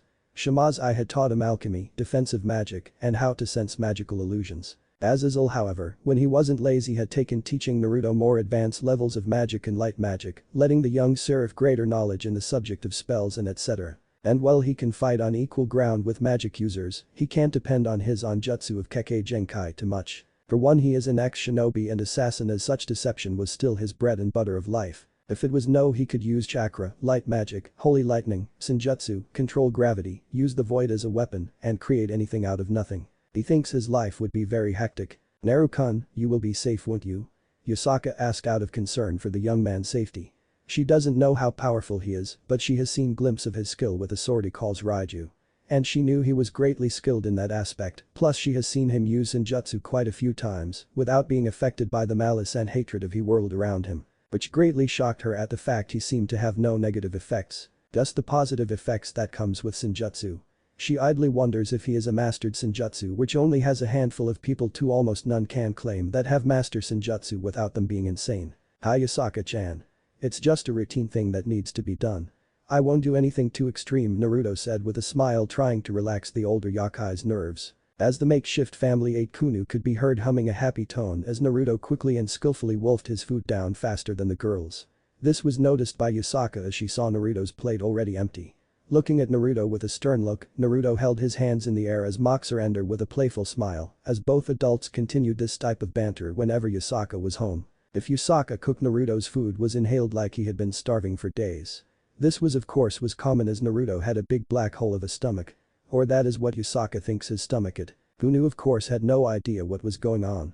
So being the innocent child she giggle thinking her dream is coming true. Her dream of having Naruto become part of her family. After the meal, Naruto is currently walking down a path toward the building or construction site that the meeting is taking place. Solid idea too. Big heavy machinery, loads of workers, and the site only allows the workers to enter the site as it's a safety hazard for any normal civilians to enter without knowledge on the equipment being used. It provided a certain amount of security yet tipped nothing off or out of the ordinary. Continuing his merry way to the site Naruto negative emotion sensing going off like a metal detector finding gold. Hatred, rage, anger, and loathing were hitting his sense like a fat man hits the all-you-can-eat buffet.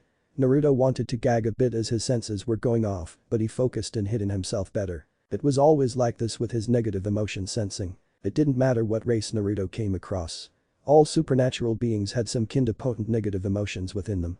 It didn't really matter what race they are for Naruto.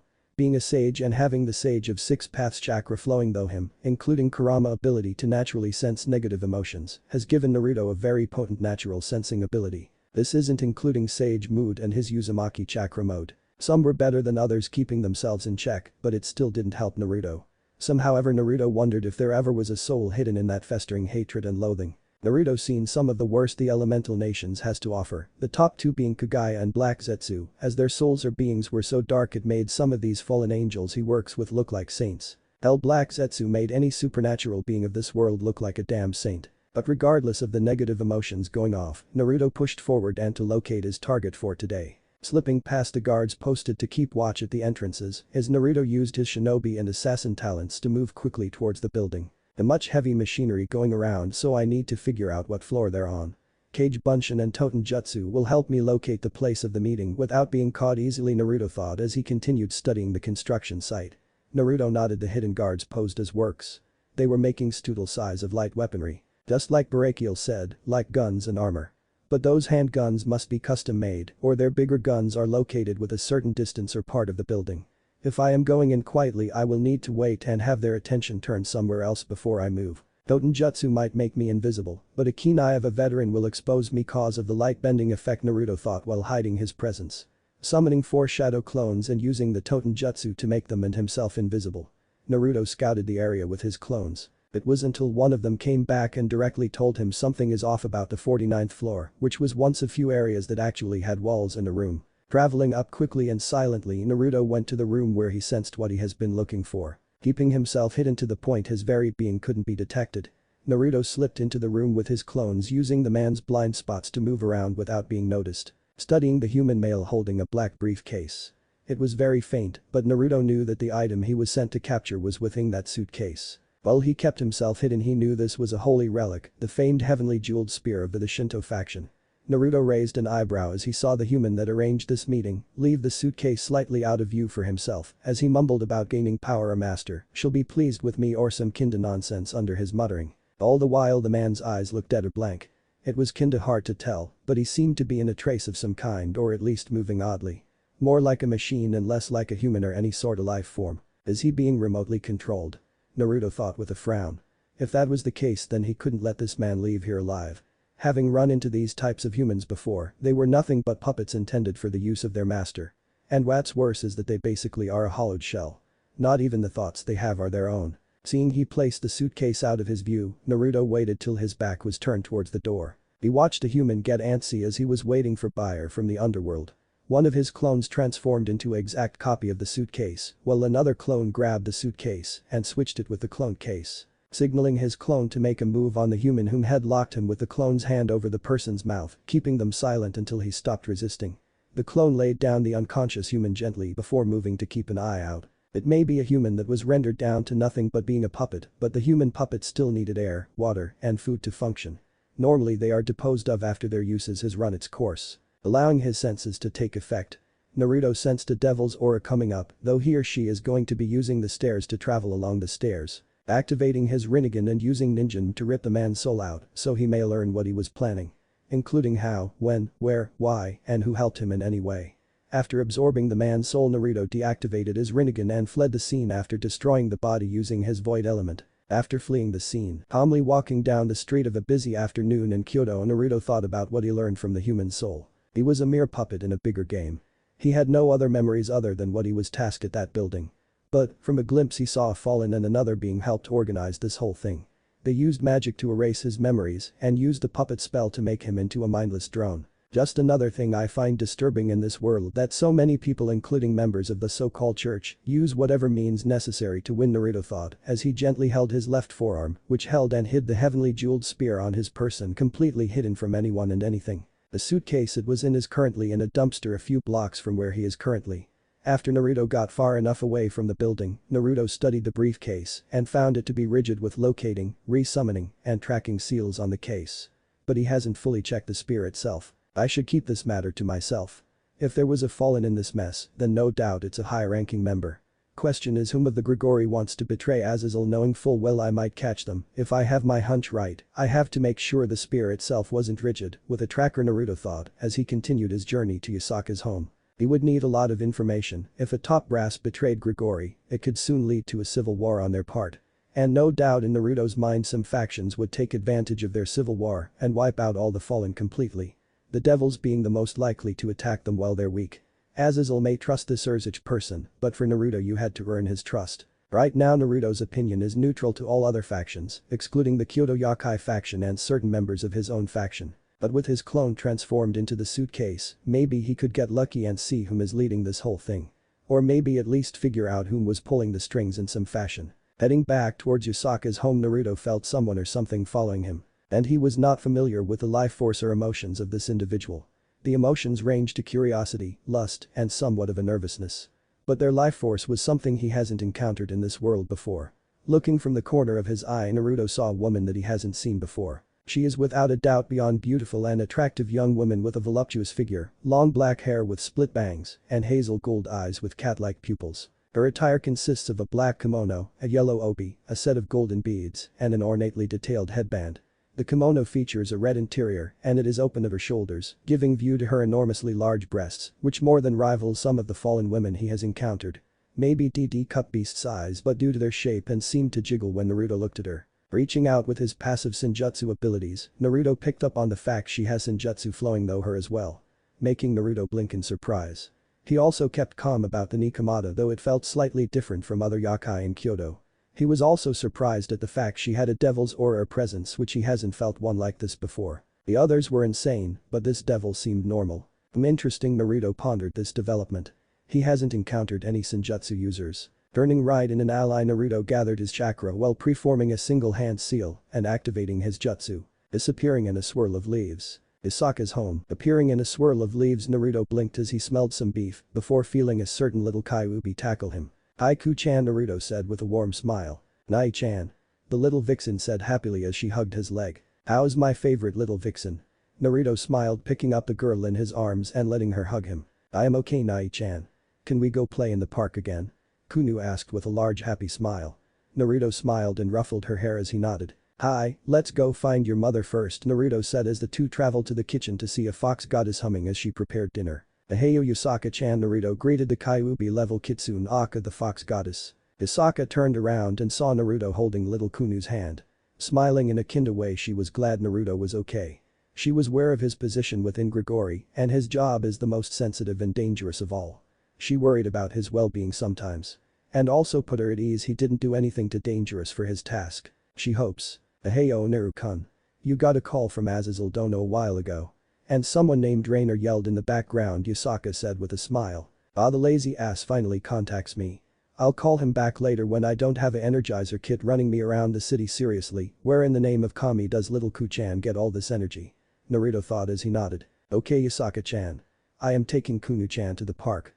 See you when dinner is ready," Naruto said with a faint smile as Kunu playing with his silver hair.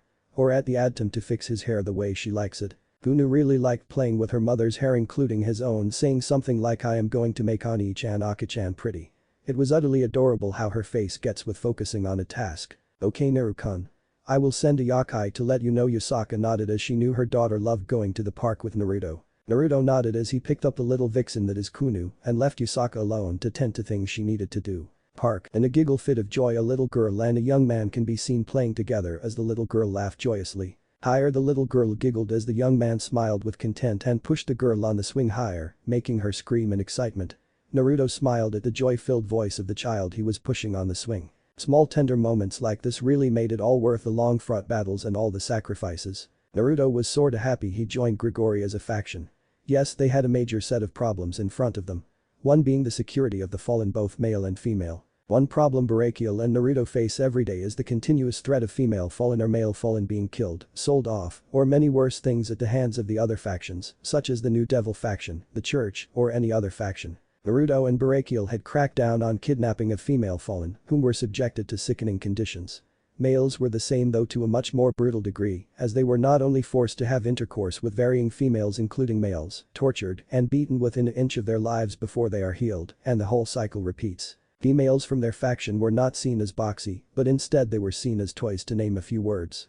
Males were seen in the same light, though they were normally killed on the spot. Some fallen females even had their reproductive organs ripped out in the more violent cases, and same with males. The fallen were losing ground, and Azazel was becoming pissed as the months went by. And Naruto has never seen Azazel pissed before, but it was enough to understand that even Barakiel and Shamhazai rather face an army of devil and pure angels than face a angered Azazel. Their truce was falling apart at this rate, and if something doesn't happen soon, war will break out within 10 years. Both Michael and Surzich were turning a blind eye to all of this. They were doing nothing to control the ones whom followed them, and what's worse is the fact their numbers have fallen to the 3,000s in total numbers. With a total rounding amount of 3,000 members loyal to Azazel, Barakiel, Shamhazai, and Naruto.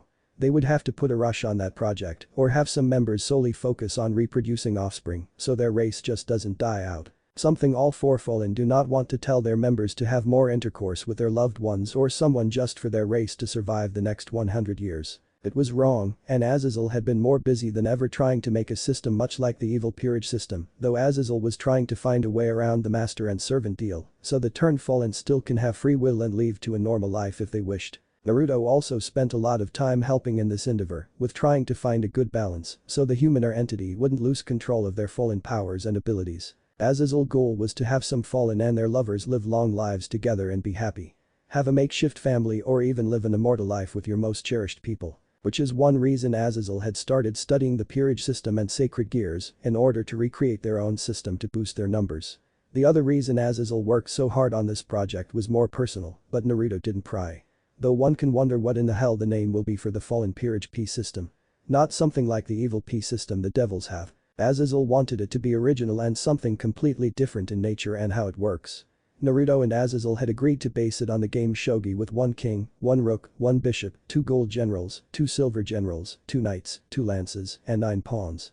The total number of pieces would be around 20 pieces compared to the 16 pieces the evil peerage system has. What they haven't figured out is a name. Naruto wanted to name it Lost Light System, but Azazel wanted to name it Dark Winged System, but they couldn't agree on one name or the other. Barakiel suggested the name Tainted Generals System, while Shamhazai liked the name Departed Guard System. Each name was good, but they wanted to stick with one name. Also the Fallen were no longer fighting to maintain a balance and happy peace between any faction. Now they were battling just to survive another year without losing anyone. With that being said, Grigori had been the most quiet faction out of all the factions in the world to date. Even the ever so well hidden Shinto faction was still much more active than the Fallen faction. Something that the other factions are taking a note of, as there hasn't been so much as a small fight. So many factions were wary of why the Fallen Angels were so quiet. But they didn't have any contacts within Grigori like Naruto has everywhere else. Naruto's attention was snapped out of his thoughts as he received a text message. Opening the message, he sees Rainer, Kalwerner, and Middled had went to his apartment in Kao where normally Azazel stays. I hope they aren't going to cause me any trouble, Naruto thought. Of course those 3 girls were a bit of joy in Naruto's life. They were a blend of students, love interest, and best friends. Something he doesn't think normally happens. Naruto greatly enjoyed their company whenever they were free.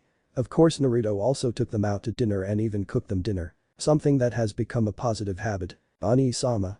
Naruto raised an eyebrow and turned his attention towards the little girl, whom had slowed down on her swing as she wasn't being pushed anymore by Naruto. Oh sorry Ku-chan, I was lost in my thoughts again. Naruto apologized to the young kid. What are you thinking about, Ani-chan? Kunu asked with cute curious look. Naruto smiled kindly at the little girl and patted her head. I was thinking about all the people I work hard to protect, Naruto said softly as he noticed the area around him have begun to fade into a dark blue hue. Looking at his surroundings, Naruto noted something very odd yet dangerous. Everything has stopped or become still. What? Naruto thought as he got close to little Kunu, whom is also frozen. Naruto's body tensed, ready to protect the little girl he had become so attached to during his stay. He didn't want to see the little girl hurt and her mother be broken. Naruto wouldn't be able to handle the guilt, nor would be able to handle the untamed rage within himself if he let her get hurt by anyone. Naruto blinked as everything returned to normal, but Naruto saw a small piece of paper on the ground. Ani-chan. Kunu looked at the master assassin with a confused look as Naruto picked up the note. Naruto faintly smelled a pleasant and sweet scent, yet at the same time the smell of a wolf lingered on the note. Pocketed the note, Naruto looked at the sky before turning to the girl. Sorry Ku-chan, I thought I sensed something off. Naruto patted the girl's head with a warm smile. Patting the girl's head, Naruto picked the girl up and took her away from the park. Let's go get some ice cream, Naruto said with a smile as the little girl cheered in joy. Later that day, Naruto sighed as he leaned back against a post as he sat on the patio.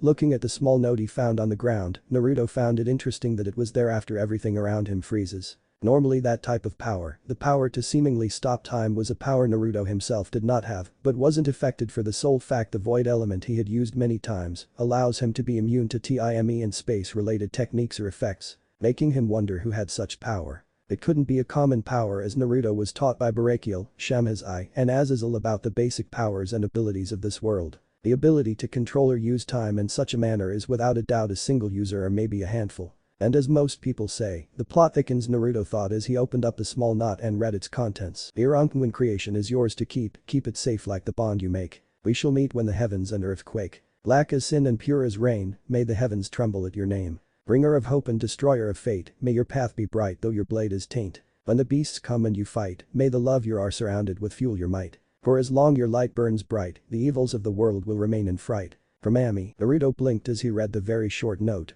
What an incredibility vague note. Also, what's with the fucking stupid riddle? Naruto thought as he tapped on his forearm, confused on what it means. Shrugging, Naruto went along with the idea someone somewhere is pulling his leg.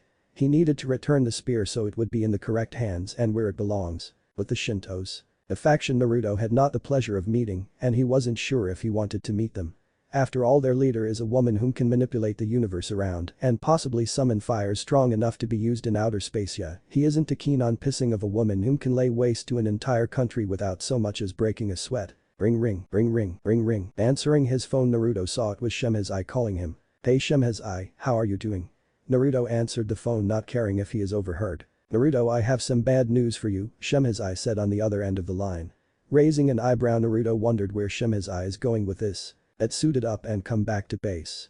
We're going to war against Shamhazai said to Naruto, making the young male's eyes widen in surprise. Sitting down at a desk, Naruto Uzumaki Namikaze had just finished writing a letter to the few important people in his life.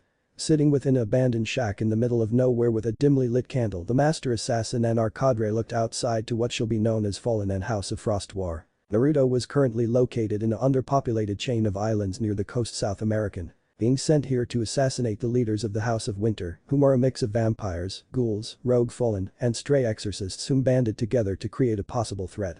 Which they have become a threat, just ignored by other factions unless you're in Grigori. Well, now they are seen as a threat, as Naruto was sent here to not only assassinate their leaders, but take back the treasures they stolen from the fallen and protect the human population, not too far by plane or jet. They also had the use of human military equipment, such as a military navy aircraft carrier, which had a total of 12 fighter jets on it, a nuclear submarine, and the fact they have at least a total worth of 3,000 mindless humans, ghouls, and other drones as their frontline fighters.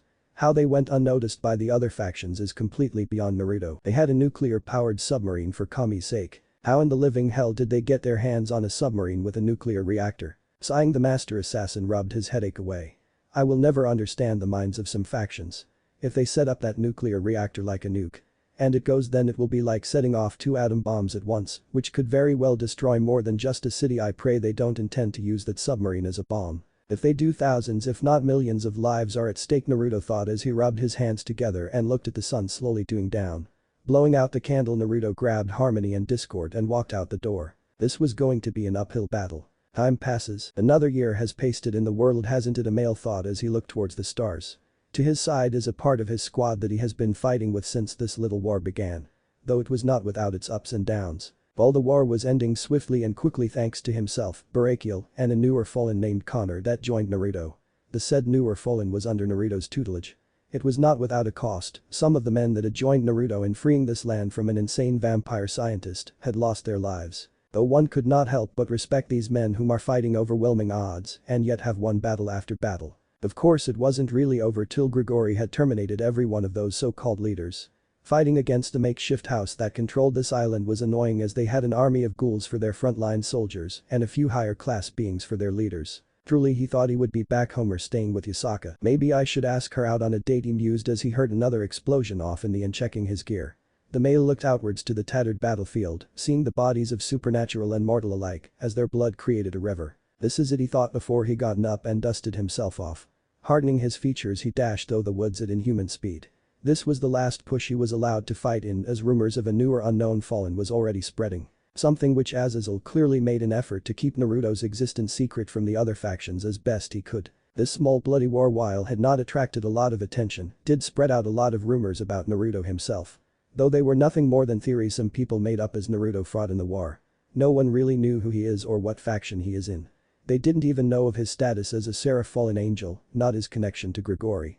Which on the bright side is a good thing. Moreover, he was tasked with staying hidden during the said war. A ghost or shadow to Barakiel as he fought in the limelight while Naruto struck and killed in the shadows. But like Naruto said, he was a rumor closer to a spooky myth than anything. Grigori base. Standing in front of Azazel, Naruto stood worn out from the stress that the last major battle has brought him. Disarming a nuke linked to a nuclear reactor and add to the fact it had enough force to equal 100 megatons of destructive power was nerve-wracking. Sure, Naruto could level a city much like a nuke, but his attacks wouldn't leave any harmful radiation. Thankful most if not all factions ignore human-made weapons unless they are enhanced in some form with magic or similar nature. Most factions avoid or are not interested in such technology as magic. Certain spells moreover have the potential to have more destructive power than a nuke or exceed the destructive force any nuke can never hope to match. Naruto and Azazel for example can level a city in one attack with a powerful attack. Of course, if both Seraph Fallen really went at it, they could destroy more than just a city. Barakiel and Shemhazai themselves can destroy quite a bit if not more than half a city. Please tell me you gotten rid of that damn nuke, Naruto asked with a twitch in his eyes as Azazel nodded, letting Naruto know the nuke was gone. Sighing in relief, Naruto let his body relax as the long battles and the war took a toll on him. Of course, saving the lives of millions of people depending on you not to fuck up would stress you out too. Don't worry Naru, it's sitting at the bottom of the deepest trench on Earth. Not even the mermaids can swim that deep without suffering fatal damage. But that isn't why I called you here. First off, damn good job on stopping the war from getting out of hand and completing your task without a hitch, Azazel said as he handed the boy some tea. Naruto sat down across from Azazel. Grateful for the tea, Naruto sipped it as the herbal mix soothed his being. Azazel sees Shemhazai comes in with Barakiel, both whom nod at their leader. Naruto greeted the two Fulin with a nod as they too sat down, releasing a sigh of relief. The four grateful and all glad that the small bloody war was finally over. Never in my lifetime would I have thought we were able to go to war with the other factions being so ignorant, Barakiel said as he sat up and made him a cup of tea. Shemhazai also made in a cup as he nodded in agreement. Barakiel honestly expected to have one of two factions aware of that small bloody war. But to his surprise, not any factions care about the third world countries. Not even the other major factions cared what was happening. Which made the four grateful and rethink about a lot of things. Ignorance is bliss, they say. Though no doubt this whole thing will echo throughout the supernatural world. Finally that it was over, Shemhazai said as he sipped some tea. Azazel nodded as he thought up the next course of action. He needed to keep Naruto hidden as long as he could from the other factions. If the factions ever found out about the super fallen angel, then Azazel will be on the receiving end of many questions he'd rather not answer. Now with that being said, Azazel's goal was to get Naruto trained in enough to handle other types of magic and defend himself against anything magical. Which, while slow and an intense process. Naruto had made great strides in his training no matter the subject. That and he is very lazy after completing the Fallen Guardian system, which only Azazel himself and Naruto have the set of pieces. Barakiel and Shemhazai will get their set at a later date. The date being when they finally get their final wing set, which won't be long with Naruto aiding Barakiel and Azazel helping Shemhazai. But the Fallen Guardian system itself is much better than the evil peerage system. A lot fucking better than the evil peerage system. Oh, how Azazel secretly wishes to see the face of all four Satans when they find out the Fallen made something far better than their system. I wanna know how in the hell did they get all those supplies, weapons, men, and monsters. Such a movement should have gotten someone's attention. There is also no possible way an independent third party built all that up in a short amount of time without a major backing, Barakiel said as Naruto nodded in agreement. Barakiel is right, a nuke, a nuclear-powered submarine, at least 3,000 different types of mindless monsters. Which are not that easily made or summoned in that vast amount. Plus highly trained human soldiers from all sorts of backgrounds and beliefs. The massive amounts of guns, magical items, a philosopher's stone, plenty of food and supplies to feed at least 2 armies, and not to mention they had built a place underground with the front doors being at least 2 feet thick of solid alloy steel. Those type of supplies along all that weaponry had at least a major supplier, Naruto said with a troubled look. What? You mean one of the major factions? Azazel asked with a disappointed look on his face. Naruto frowned as that didn't make much sense to him in the slightest. His spy network would have caught something if a major supernatural faction was involved with something like this. But he didn't find any sort of connection to any supernatural beings while fighting in that war. No, this was something different. No, more like a major country. While the mass of the human population isn't aware of the supernatural. It doesn't mean the governments or those in power aren't aware of us existing. It is possible that a faction led solely by humans are moving about, massing power, supplies, and weapons. Unlike the hero faction or something similar. We will have to worry about normal humans building an army for the sole purpose to capture, study, manipulating, and control supernatural entities to combat us or other factions. Taking into account we would have to comb through small disappearances, Naruto said, throwing an idea out for the others to ponder on. Azazel frowned at this theory. Yes, it did make some sense, but why were all those supernatural beings fighting in the war? What was their goal? There are too many questions and not enough answers. Impossible, but that would take massive effort on. So it would have to be more than one government doing this. The other supernatural factions are solely worried about other supernatural factions. Brachial, I want you to follow up on this and see what you can learn, Azazel said as Brachial nodded in understanding. Shemhaz, I want you to keep up to date on the other factions. If even the smallest faction makes a move outside what is normal for them, alert me, Shemhaz nodded at Azazel's command. What about me? Naruto asked confused. You need to lay low for a bit. Rumors about you have been floating around. Well, they are not reliable rumors, better safe than sorry, Azazel said as Naruto sighed but nodded. Plus on the upside, Naruto could see this as somewhat as a vacation for himself. Azazel smirked as the boy.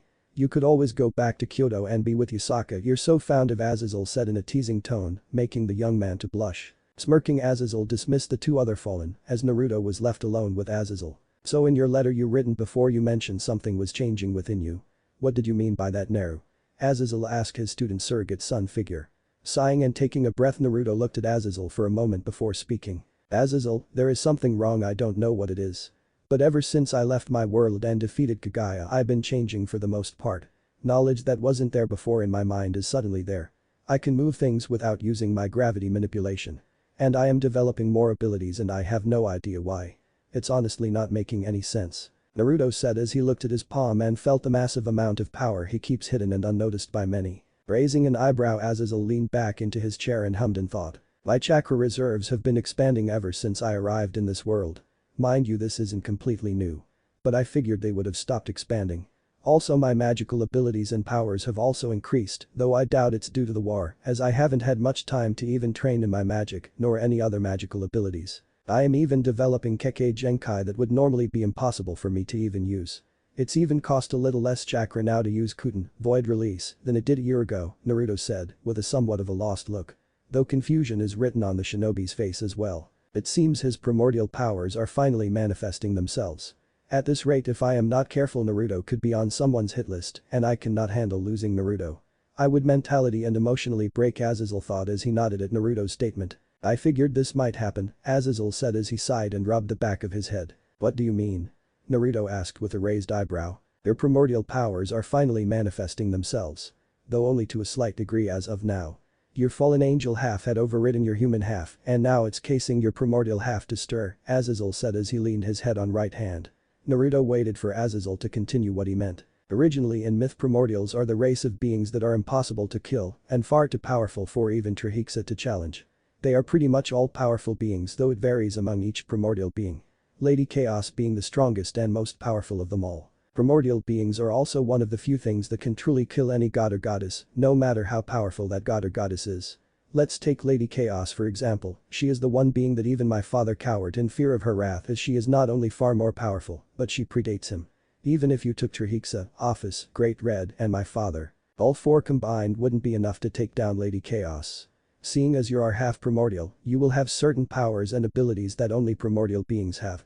One of those overpowering abilities is primordial force manipulation, among others, Azazel said as he remembered the name of that ability only a handful of people have. And not even Office, Great Red, and Trihexa have that sort of power. It was simply and truly beyond them. And while his father was without a doubt overly powerful, comparing him to a being like Nyx, Chaos, or another primordial being is like comparing a gnat to the galaxy.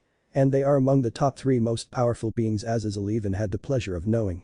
But Naruto, he could very well not only surpass Office, Great Red, and Trihexa, but also kill them if he had the right training and the correct teacher. Primordial force manipulation? Naruto asked with a raised eyebrow. Yes, someone like you or Lady Chaos can control, alter, create, and manipulate anything and everything created by the primordial force, the unique source or origin of every universal concept. In other words, the primordial force that had generated everything, giving them the true position of a supreme being. This power goes beyond boundaries of any level or scale, and as such can achieve omnipotence.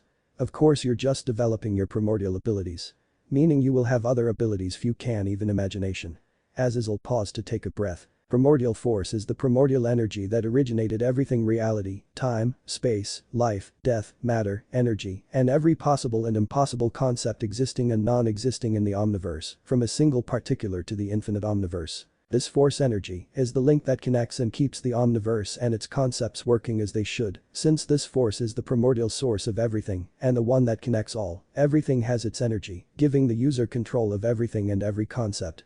Originally you were half human, half primordial, meaning you would have developed these abilities anyway. But now that you're half fallen and half primordial, there is no telling how powerful you will truly become, Azazel said as he let the news sink in on Naruto. Naruto held an impassive face as he let what he just heard sink into his mind. Of course no one can teach you how to control the primordial force. You will have to do that on your own, which could take centuries or even a millennia of continuous training and fine-tuning. The only ones possible of teaching you are the primordial gods and goddess, and no one knows where they have disappeared to. Unless they somehow decided to teach you. You are on your own and will have to learn through trial and error, though I recommend you train sparingly in this ability. And no telling how long it would take you to even manipulate and control the primordial force, Azazel said as he sighed and rubbed his forehead. Until now, your true powers have been sleeping, hibernating deep within you. But now that you're only tapping into your primordial powers, they have begun to stir. As I said before, there is no true telling how powerful you will become. You could even surpass the strongest being that I know, which would put you even more powerful than my own father. It will only be a matter of time and training. But as I said before, without a primordial being to train you, your true potential will be out of reach for quite some time, Azazel said as he looked at Naruto, whom had a look of both curiosity and understanding. Now I am not too interesting in that much power. Never been that type of person, Naruto thought as he nodded. Naruto at his core never really thrust for power or anything. He moreover thought about improving himself through training. Adding to the fact he is a knowledge freak and improving his skills than anything. After all, power means nothing to if you couldn't control it. Skill meant nothing if you couldn't refine it. And knowledge meant nothing if you didn't learn from it.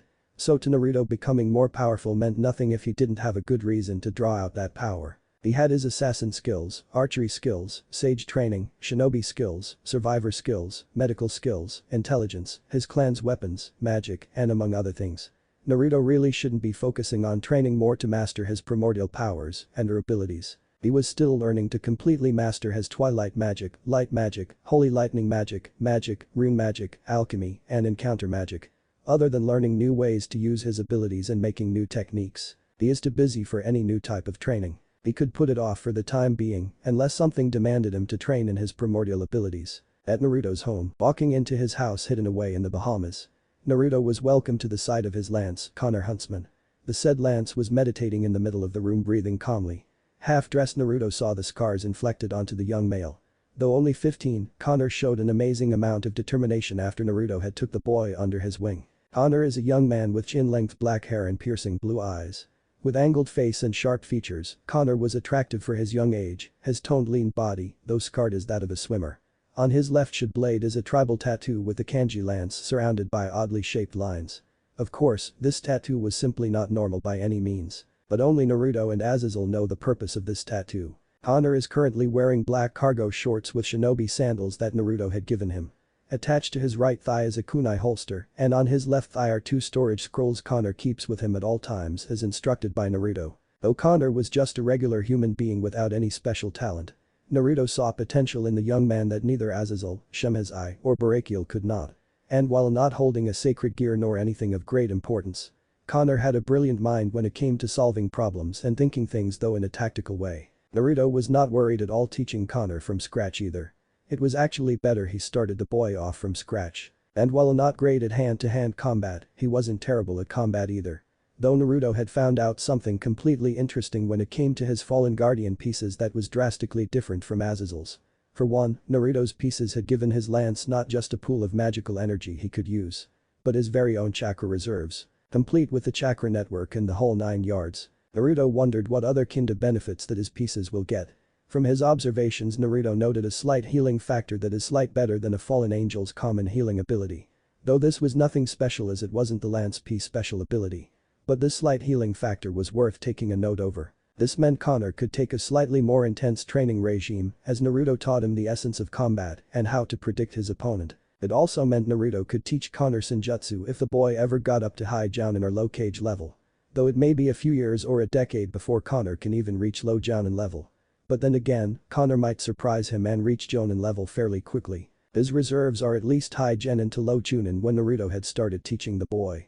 Though his control and skill were below the grade of an academy student. That in itself quickly changed when Naruto started teaching the young man in the way of the shinobi and fallen angel arts. He held off any assassin branch of training, as that will work as a refinement type of fighting when Naruto teaches him more advanced fighting tactics. That alone was little over almost 6 months ago when Connor joined Naruto willingly. Now Connor has grown, though the growth was slow and steady. The boy was proving not only Barakiel wrong, but Azazel and Shemhazai wrong as well. He did this by gaining his second set of wings as a fallen angel. Though the road to getting another set is long, Connor showed not willingness to back down. Naruto wasn't worried about Connor's strengths and weakness. "Greetings Connor, I hope you rested well after your last mission," Naruto said to his lance as the boy turned around and smiled. Mentor Connor got up and bowed slightly. "I have not realized you returned home. I was lost in thought," Connor said as the boy smiled with a kind bright smile, not like the broken one he has so long ago. Naruto can see the spark of life and joy return to the boy after was over and he learned to slowly open up again. It must have been rough on him going through all those experiments. I can sort of imagination what they did to him, but all that matters now is his health, Naruto thought as he sat down on the couch and sighed. "Tell me Connor, do you regret becoming a fallen?" Naruto asked as he rubbed his face, wanting the stress to melt away. "I do not. You saved me from dying and healed my wounds. I know I can leave anytime I wish without any real form of repercussions," Connor said as he walked to the side and put on his shirt after answering his mentor. "Yeah, that's right.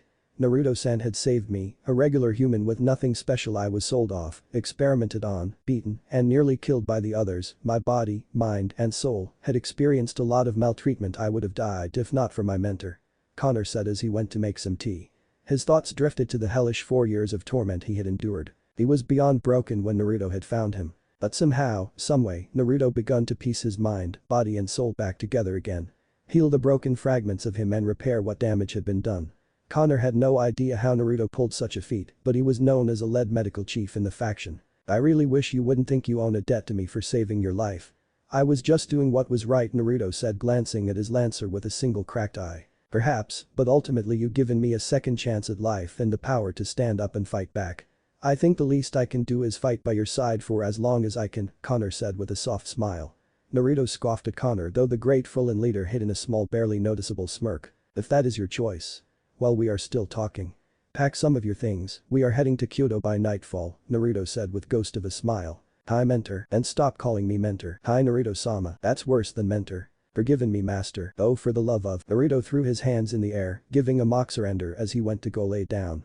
Connor smirked and chuckled as it was really easy to rile up his commander. Naruto and Connor went about the norm of their day. Naruto sparred with Connor as a routine and to teach Connor how to go hand to hand when he loses his main weapon. Connor went to practice forming his light weapons as Naruto showered and got dressed in a part of his shinobi gear. Pack some of his stuff. Naruto commanded Connor to do the same, which he did by showering, packing, and getting dressed in a similar outfit Naruto is wearing. Both Naruto and Connor are wearing black shinobi sandals with shin guards attached for added protection. Black Anbu cargo pants fitted with extra pockets and have woven armor within the cloth protecting muscles like the thighs much better. For their shirts they are wearing a short sleeve mesh armor shirt. Over that both of them also modified a midnight blue kimono ankle length that has a two-tail appearance. Naruto had also removed the sleeves so they wouldn't get in the way as much. Keeping the kimono closed is a long flowing faded black obi, sash, that also holds one of their weapons he managed to make due to his blacksmith training. Around Naruto's and Connor's waist is a loose leather belt that holds shuriken and Chikuto sword. Their Chikuto sword sits at his waist behind his back. His Chikuto sword is nothing special, a simple dark wood stain finish, is also short than a katana, but longer than a wakizashi. His shuriken pouch sits on his right side of his waist. On their forearm are dark hardened leather bracers similar to the Anbu ones, though these ones are not gray, but are a dark brown. Completing the whole outfit is a cloak similar to the Aratsuki's cloak minus the red clouds and high collar. Instead the cloak had a hood that hides their faces slight. This cloak also hides their weaponry and gear they are wearing, which is a plus their entire outfit. Nightfall. Looking at the sky, Naruto sighed as he rubbed his head and got ready to fly towards Kyoto, Japan with Connor. This will be his first long-distance flight, and while Naruto can reach Kyoto within 2 hours by himself, Connor has just got the hang of flying and isn't that nimble nor quick. But with time and practice, Connor would be able to get flying down like he did. Granted, Naruto is being a lot more easier certain parts of Connor's training. Azazel threw Naruto off a cliff while yelling good luck. Mentor Connor voice called out as the beyond cage level shinobi, looking at his two-set wing lance. Naruto looked back towards Connor wondering what wants to say. I was wondering what the yokai of Kyoto are like, and who is this Yusaka? Connor asked curiously. Naruto hummed for a bit before turning his head back forward as they flew through the air at cruising speeds.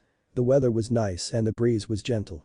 Naruto stayed at this speed for Connor's sake and so he could relax and enjoy the feeling of flight. The yokai are wide and vary. Some are kind and loving, some are twisted and cruel, and some are otherworldly powerful. Yusaka is the leader of the Kyoto yokai faction and is one of the most beautiful women I ever laid eyes on. And to be honest, I am smitten by her in numbering ways. Though I never got the chance to rightfully tell her how I felt or ask her on a simple date. She also had a daughter named Kunu whom she raises with the help of the other yokai. Naruto slightly explains the yokai faction of Kyoto a bit. Though vague, it was enough to satisfy Connor. What about Kunu's father? Connor asked with a questioning voice. From what I can tell, that subject should never be brought up in a conversation. I do not know what happened to be honest. But I do know he hurt Kunu and Yusaka to the point Yusaka hates him and Kunu gets really depressed whenever she thinks about him. At least it is what I picked up on, Naruto said while still looking forward. Connor nodding in understanding. Though the young teenager tightened his fist whenever he thought of his own parents, Naruto could feel a deep loathing and hatred stir in Connor's heart due to his negative emotion sensing abilities from Kurama. I wonder if the Biju are still sleeping within me. I can still use their abilities. I hope they are okay, Naruto thought as him and Connor neared Kyoto. Mentor, what will my training regime be for this month?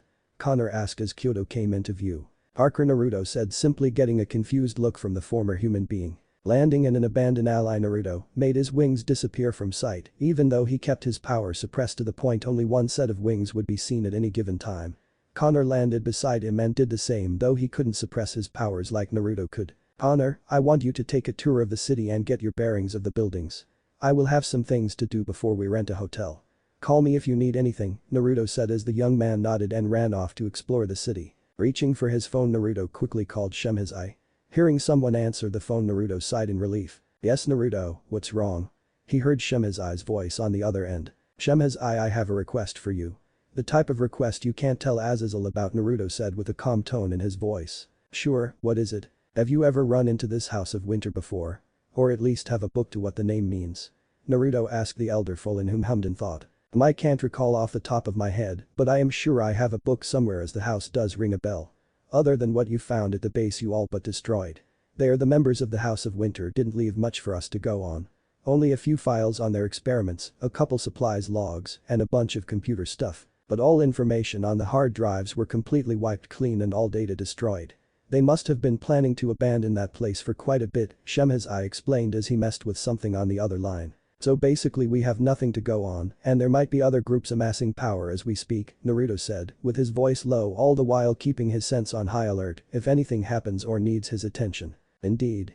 I am not a 100% sure, but someone or something is moving behind the scenes and pulling strings. From my guess this could either a koi and nothing to worry about or a facade to something bigger. Either way with not much to go on and our tech swamped as it is. I think taking a step back and waiting would be in the Grigori's best interest, Shemhazai said unwrapping something on his end. I understand. I will let you guys know if my spies find anything, Naruto said. How is that network of your spies working anyway? Weren't you worried they were in danger? Shemhazai said as he started to mess with metal that made clinking sounds. I briefly contacted all my spies and they are all accounted for. Thankfully no one is in any danger. But we still have to deal with the turncoat, Naruto said with an uneasy tone. Don't worry Naru, Azazel already has someone in mind, but no solid proof, Shemhazai said without a care in the world. Okay, I should get going, the yokai who weren't used to Connor are bound to have noticed him by now. Make sure the rookie doesn't die. Got it, Naruto replied before hanging up. Using a combination of his shinobi and assassin skills, Naruto raced through the city undetected looking for his wayward rookie. Thankfully Naruto was also a sensor-type shinobi, so it did not take long for him to find his student Lance. Walking at a distance unnoticed by several including Connor. Naruto watched as Connor helped a few elderly people with their groceries. Smirking, Naruto was glad his rookie was doing some good. Walking to the young man, Naruto caught a falling piece of fruit with his unnatural reflexes that were honed through years of hard brutal training and fine-tuning his skills. Mentor Connor smiled as he finished helping packing the car. Connor, Naruto smirked as the king and Lance was thanked greatly by the elderly couple. Naruto waved them off and Connor simply stated you're welcome to both of them. It's nice to help people, isn't Mentor? Connor asked his king. Hi, come we have an appointment with a Kisyun, Naruto said as he led them both to Yusaka's home. Enjoying the walk to Yasaka's home was an interesting endeavor. Naruto was greeted by some yakai that he had become friends with, while others didn't trust him per se, they know better to cause trouble and avoided the two falling with a wide spread. Connor however kept asking he could try the various treats and snacks they kept passing. And like a guardian with their charge, Naruto bought a few snacks for the reincarnated fallen. Naruto also taught Connor how to further memorize the lay of the city and all the non-supernatural beings that live within Kyoto. The massive city was impressive and Connor seemed to massively enjoy the route they were taking. While Connor was young, Naruto didn't spoon-feed him, but he didn't drown him in his training either. Naruto felt somewhat responsible for the young man, so Naruto made sure that Connor enjoyed a life worth living before he stopped aging at 17 to 19. Naruto himself stopped aging physically at age 18, even though his real age is 20. And he could possibly live twice as long as any angel or fallen. With his Uzumaki life force, 2 Shinju fruits, all 9 Biju, his primordial hybrid half, and his fallen angel half. Naruto couldn't possibly grasp how long he will truly live. He does know he is the most powerful fallen angel, which is why Azazel given him the super fallen angel title, like 2 of the Mau have the super devil title. Which is something that annoyed Naruto slightly. But he had ignored most of the titles and nicknames he had gotten over the course of staying in this world. Beyond light and darkness, a light within the darkness, bringer of hope or despair, king of the abyss and several other titles that suit Naruto's name, skill, knowledge, or even his unique status that still baffles Azazel as to why Naruto has the abilities that he does. Of course Naruto kept most if not all his powers secret. Azazel kept up-to-date tabs on Naruto's skills and is shocked to find out Naruto could very belong in the top 10 existences in the world. But Naruto could become strong and powerful enough to even match Trihiksa, Office, and Great Red. Which is why Azazel stressed so much on keeping Naruto hidden. Naruto was a gold mine, he had some abilities you couldn't find anywhere at all. He could use every type of magic he was being trained in. He could use some of the same magic pure angels could, and the same could be said for the devil's magic. No matter the wound Naruto had received he would quickly regenerate from it and be able to get back up, even if he was stabbed in the heart. He had started developing telekinesis along with several other powers of similar nature. That year he fought in the war Naruto had developed Kekkei Genkai and Kekkei Toda native to the elemental nations he had came from. Which surprised Naruto when he was able to use Dead Bone Pulse and the Byakugan. More abilities just developed more and more as Naruto figured it was due to the 2 Shinju fruits he had eaten so to speak. But what he didn't expect was the continuous evolution of his powers and abilities. Azazel was not joking when he said that there will be no telling how powerful he will become. Naruto just thought he was smoking some really good grass or finally got a girlfriend. Nope, Azazel expected Naruto would develop almost every ability possible and some that no one has ever seen before. Mentor, you're making that face again, Connor said in a whisper. Ah sorry Connor, just thinking on what Azazel said. Naruto spoke calmly as they were only 2 blocks away. What did Azazel-sama say? The younger fallen asked in a curious tone. He said thanks to my unique status. There is no telling how powerful I will truly become. I thought he was just pulling my leg at first with more of his crazy theories. However, now that I am developing powers and abilities that originate from not just this world but my old world. I wonder what will happen to us now. I know one day you, I, and the fallen guardian pieces will be discovered. I just hope nothing negative happens, Naruto said as he looked at his right palm and saw the sun marking. Don't worry mentor, I have your back. And with time we can gather allies. You are my king but more importantly, you are my first and only friend, Connor said as Naruto chuckled a bit and nodded. Comrades Connor, I do not wish to be a king, I only wish for this senseless Cold War to end and for everyone to live a better life. It might seem cliché, but I honestly want to see everyone happy and not have children worry about a war looming over the horizon. No child no matter the age should have to fight in a war. But the sad reality is that many don't care about the hand others are dealt when they are born. Older men declare war, but it is the youth that have to fight and die, Naruto said as they came up to the gate that is the entrance. Connor frowned as memories resurfaced from the time he was basically a lab rat trapped in that iron cage and only feed enough food to keep him weak but alive. He could clearly remember some of the others that had went insane and how few even died during the project The Scientist. Connor could remember the beatings he received and the violation of his body due to men who worked there. He could remember the shouts and still smell the chemicals they used to test on him and his fellow subjects. It wasn't until Naruto had broken into the facility and killing every guard, soldier, scientist, and worked there.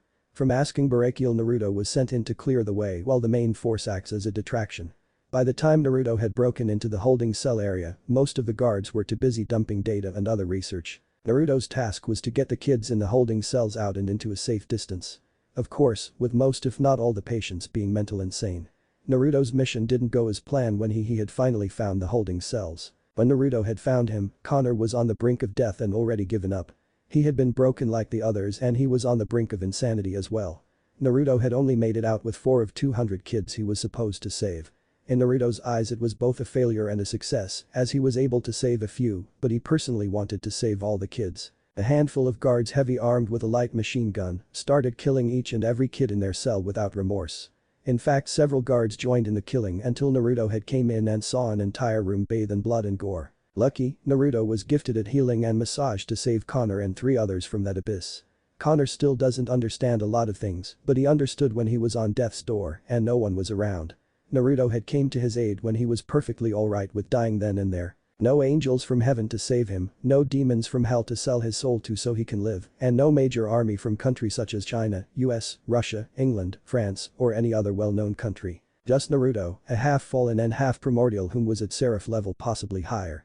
A dark angel, a fallen one, and most important a being whom will do whatever is right, even if it meant driving into hell to save someone he knew was important to him.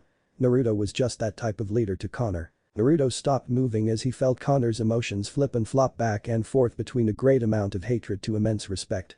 Looking at the rookie fallen Naruto given Connor a comforting look that seemed to make all that negative emotions die down a bit. Walking up to a yokai that guards Usaka's home. Naruto smiled politely as the guard's eyes widened. Then Naruto-sama, you're back, the yokai said, referring Naruto as a one of 4 fallen angel lords. Hello Yuuki, is Usaka Arkunu home? Naruto asked softly as he wore a kind smile. Sorry Naruto-sama, both Lady Usaka and Lady Kunu are in an important meeting, Yuuki said, while Naruto nodded in understanding. It wasn't uncommon for both Usaka and Kunu to attend meeting together. Naruto however remained hidden within the compound that is Usaka's home. A meeting with who? Naruto asked out of curiosity. I am not sure. It's none of the other factions from what I was told. It could be possible she is locked in a meeting with the heads of the yokai clans, Yuuki said with a thinking pose, to which Naruto nodded. Very well, please pass on a message to Usaka I will be staying at the hotel near here and that I have returned from my long-term mission, Naruto said kindly as Yuuki nodded in a rapid fashion.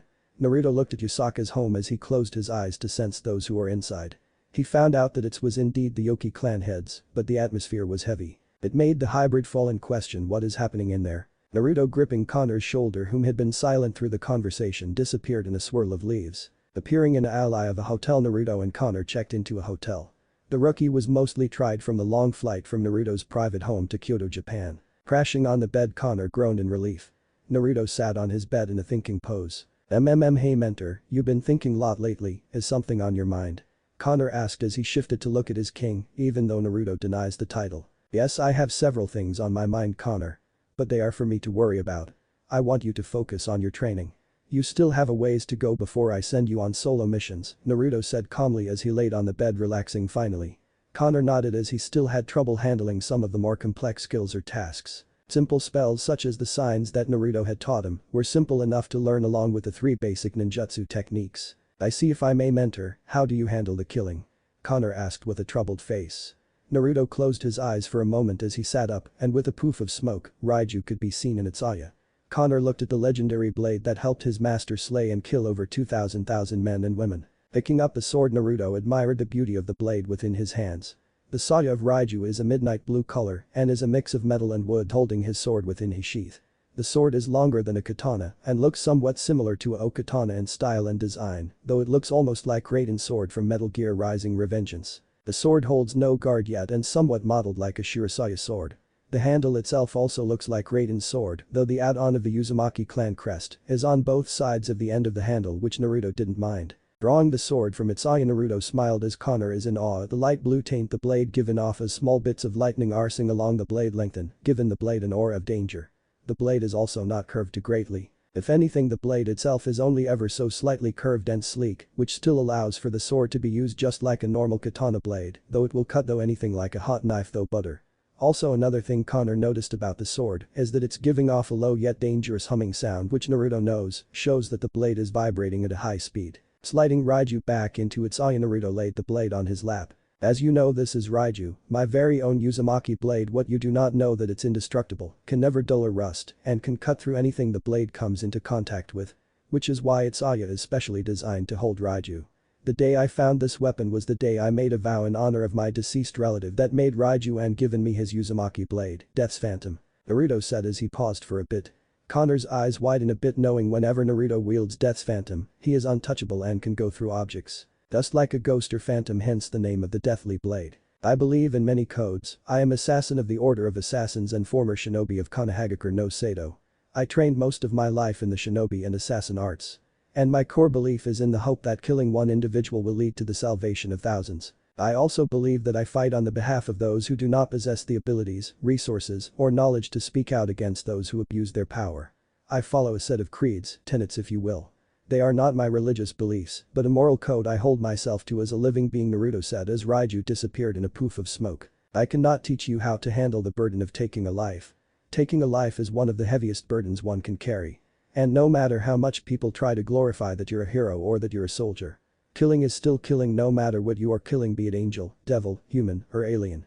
And no matter your religion, background, skin tone, race, or even justified reasons. I am still a murderer and a killer, and nothing will change this fact. The Angles have just as much blood on their hands as the devils do, and nothing can change the amount of blood spilled, Naruto said as he took a serious face. Honor only could shakily nodded as he listened intently. I also believe in free will and freedom of choice. This, in conjunction with moral relativism, are the guiding motives behind my drive for cultural diversity and free will. Assassins like me perceive societal norms and conventions as artificial structures that can hinder one's partiality and lead to prejudices. These false boundaries include but are not limited to national borders, gender, ethnicity, social class, and race.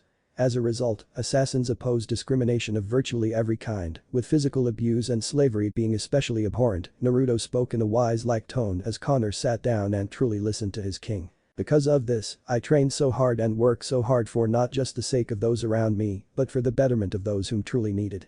If I could do something to help someone or save someone, I am taking that shot no matter how hard or how impossible it might be. Sadly, the world is filled with those who rather do harm than good. They rather wage war and cause bloodshed than treat the sick or help those in need. Such people are the very people I despise and hunt down, Naruto said as leaned back on his guest bed. This world can offer so much more than misery, pain, war, and bloodshed. But remember, Connor, all your choices and actions have a consequence to them. So when you are about to take another life, always remember what have driven you to that action. Cause if you kill someone, you are forever stuck with the burden and weight of that person's life you've taken. Never stain your hands with the blood of an innocent. And those you kill, make sure they are more of a monster than you are, Naruto said as he laid back down, and Connor sat in silence for a few moments. After a few moments, Naruto heard Connor had went to sleep. Looking at the young man, Naruto felt a small ping of guilt. Connor does not deserve this type of life, he was not meant to be a warrior or soldier. But here he is, training hard day in and day out to become stronger. Naruto could truly say Connor had given everything his all. From training in shinobi and fallen arts and aiding Naruto with his responsibilities. He didn't have to choose this lifestyle as he was free to leave before he was turned into a fallen. He is still free to leave even after he was turned. Meaning while Connor could leave any time, he isn't bound to Naruto like a newly born devil would be to their king. That is a major difference between the evil peerage system and the fallen guardian system. Due to Naruto's Fuinjutsu skill, many of the newly turned fallen won't be able to turn into hideous monsters like some of the rogue devils. Instead of relying on the king of the evil peerage system, a very powerful seal appears on the body of the newly turned fallen. Which is why Connor has that lance and kanji on his body. It's actually a seal keeping the fallen angel essence in check. This way the magical power doesn't turn Connor into a raging monster. This given the newly turned a chance to live a normal life if they wish while having just enough abilities to protect themselves. It's a really complex seal and how the fallen guardian system works, but that is the bare bones of it. It took forever for Naruto to come up with the correct sealing formula for each shogi piece, as no piece had the same sealing formula. This was decrease the chances of someone breaking the seal which is protected by another seal farther, decreasing the chances of the seal being broken by anyone other than Naruto himself. The seal itself will fade away once the newly turned has full control over their magical abilities. But this fading of the seal varies person to person, king to king, and shogi set to shogi set. Naruto, being unnaturally more powerful of the four great fallen, has what is called twilight mutation pieces. These pieces hold an additional unknown benefit to the newly turned fallen. For Naruto's set, they weren't just given a fallen's magical abilities. But all of his pieces can use chakra very much like Naruto and a chakra network. Which is perfect for Naruto's set as he can train any of his pieces in the shinobi arts. Being the second sage of 6 paths allows Naruto to be connected to his pieces through his chakra and understand each other emotions and thoughts. This small ability of Ninshu is solely found in Naruto's pieces. Azazel has a 2 gold general twilight mutation pieces, but it is unknown what their extra benefit is. Other than each piece unique trait or ability, not much else was added to the Fallen Guardian system. Honor is a lance piece, meaning on top of his chakra and chakra network benefit that he gets from the Twilight mutation piece. He also gets the lance common trait of his body tissue being supernatural dense for added protection. While passive and renders some movement difficult to make. Connor managed to overcome this small limitation with some intense training by Naruto. Honor's supernatural dense tissue allowed him to immune to damage to a degree that allowed him to take a beating others would be crippled from. But however there is downside to this ability. Connor's is notably heavier than his overall size would suggest. He is not completely invulnerable and there is a limit to the punishment he can take. Some of his flexibility and speed was sacrificed for strength and durability. This leading Naruto to teach Connor to be more of an assault type than an assassin type. Connor overcame some of his flexible problems by training with Naruto to become more flexible. His flexibility problem became less of a problem as he advanced in his training. Something Naruto is quite proud in Connor. He couldn't be the boy's father. But he could be a teacher, someone that helps him and has his back no matter how tough things will get. Naruto honestly wondered if it would be enough. He has seen a lot in this world and the elemental nations, and he can honestly say that if it wasn't for certain people in his life or the friends he made, he wouldn't be who he is today, nor would have he met Connor, saved thousands of people, and a whole list of other things. Sure, being on the fallen side was iffy and annoying due to Azazel, but it was already becoming home now. Closing his eyes and letting his Senjutsu mode take over, Naruto slept in a blissful sleep. Morning. Naruto is walking around Kyoto as he enjoyed the crisp morning that Kyoto always had. Smiling faintly, Naruto felt the yokai whom live in a certain section of the city. He could also sense Yusaka and Kunu walking around the city with his passive Senjutsu abilities. Connor had been called back by Barakiel so he could train with a squad of young fallen angels. Also that Barakiel could teach Connor a few things about magic combat. Something that Naruto didn't need since he was able to go against Madara Uchiha in a straight Taijutsu. Well, he matched and bested Madara Uchiha in Taijutsu, so he really didn't need any type of hand-to-hand combat training. His Taijutsu skills had only improved as time and more training had been adding to his training regime. But what troubles me is I am developing every single Kekkei Genkai from my world and some abilities only a handful have, Naruto thought with a small frown. He wouldn't be as troubled by it if he had a way to use all the abilities he has. But elements like lava release, steel release, and a few others, he has no way of controlling them at will. Granted, he still have all his father's and mother's books, and they have ton of information on the elemental releases. He would need to work up on his chakra control. With his chakra reserves still growing and expanding, Naruto needed to work on his chakra control every day. And while he has medical shinobi level control, his control can slip, leaving him with few medical ninjutsu he can actually use.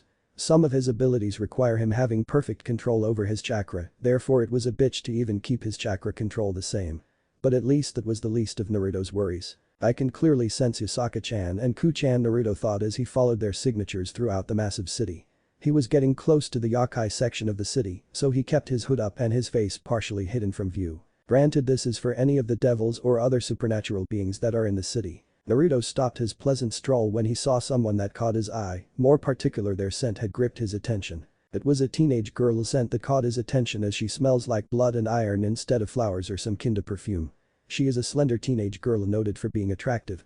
She has dark straight hair cut into a bob and long bangs that reach her chin, covering the right side of her face. On the outside, she is considered a cute normal girl that one wouldn't suspect to be a supernatural being. Her facial features and hairstyle bears a resemblance to both a male and female. She currently wears our casual clothes or tomboyish streetwear. Naruto watched her from afar and she seemed to have noticed him as she turned to him after hearing a commotion happen in the shop he was standing near. Both the super fallen angel and the unknown female shared a look before Naruto walked into a way. Naruto had a gut feeling he would have another encounter with that teen girl, but his mind is on finding Yusaka. Which didn't take long as she was walking around with little Ku-chan. Smirking, Naruto walked a fair distance away. The yokai whom had spotted him waved a friendly greeting as they knew the fallen angel of Kyoto. Naruto had made a name for himself and he honestly wondered how long until at least one other faction takes notice. Or, these people are really ignorant to the world around them, but I doubt that, Naruto thought as he stopped right behind Yusaka and Kunu with a trickster's smirk on his face. The yokai whom spotted this smirk just only smiled seeing Lord Naruto having fun messing with people. "Hello you two, lovely as ever," Naruto said in a complete and cool calm voice, as time seemed to freeze as Yusaka and Kunu stop what they're doing. In some kind of horror and slow fashion, both turned to see a handsome fallen angel, Naruto Uzumaki. "Akanai-chan" for Kunu, "Aka Naruto-kun" for Yusaka. "And Naruto-kun?" Yusaka said in a disbelief tone as tears seemed to form. Kunu just stared at Naruto like he'd grown a second head. "I believe I am the only being in all of existence that is half primordial and half fallen. But yeah, I just oof." Naruto was interrupted by two very happy females. Naruto didn't know whether he was dying a happy man from Yasaka's heavenly bust or the fact Kunu was trying with all her might to crush him in a bear hug. It was both adorable and heartbreaking for Naruto. And nice to see you both too. But I can't breath, Naruto said in a struggling tone of voice. Sorry Nai-chan. Kunu quickly got off Naruto and fixed her outfit. Yasaka mirrored this action, though with more grace and skill than a rushed and hurried. Smack. Ow. Naruto rubbed the back of his head after the three finally returned to Yasaka's home. Kunu hasn't let go of his leg yet. Do you know how worried I was? Yasaka shouted with a very angry yet cute expression. Well, now I knew what it's like to have a worried loving wife, Naruto said before getting smacked across the head again by a blushing Yasaka. Ow. Yasaka-chan is being mean, Naruto said in a whining tone as Kunu patted his head. Hugging the girl in a dramatic fashion, he held her close. Oh Ku-chan, I missed you. Ka-chan is being mean to Tu-chan, Naruto said as Yasaka blush deepened and Kunu eyes wide and brighten. Why, you're really going to be my Otu-sama now? Kunu said with the most innocent and hopeful look ever. If one were to reject this, they would have to commit seppuku and having being tortured for nearly 1,000 lifetimes. Naruto blinked for a moment as he looked at Yasaka, whom blushed madly at the thought of being mated to Naruto. It wasn't that Naruto wasn't attractive, far from that. He was kind, understanding, and compassionate, which was rather surprising for Yasaka at first. But he was also dense sometimes and often at times lazy unless it's something he cares for. Naruto deeply cared for Kunu, and any Yakai could see that, including Yasaka. Yasaka also wouldn't admit it, but she found Naruto attractive in many ways. No, what causes her to blush this much is the fact he just got back and they already talking about Naruto being Kunu's father. Her heart and body wasn't ready. She could feel her heart pounding away in her chest like a drum of thunder. Naruto took a moment to collect himself and turned to Yasaka. With a soft gentle smile that disarmed any retort Yasaka might say, Naruto asked the vixen mother a very simple question. Actually, princess, I was going to ask your mom out to dinner. But from the bottom of my heart, if would love her to be your daddy and protector, little Kunu-chan, Naruto said, kissing the girl's head. Naruto kept patting the little girl's head as she cheered at the sky. The most beautiful and happy smile Naruto had seen on the girl's face just seemed to brighten the room. Kunu-chan, can you go get me all your pictures while I talk to Yasaka-chan?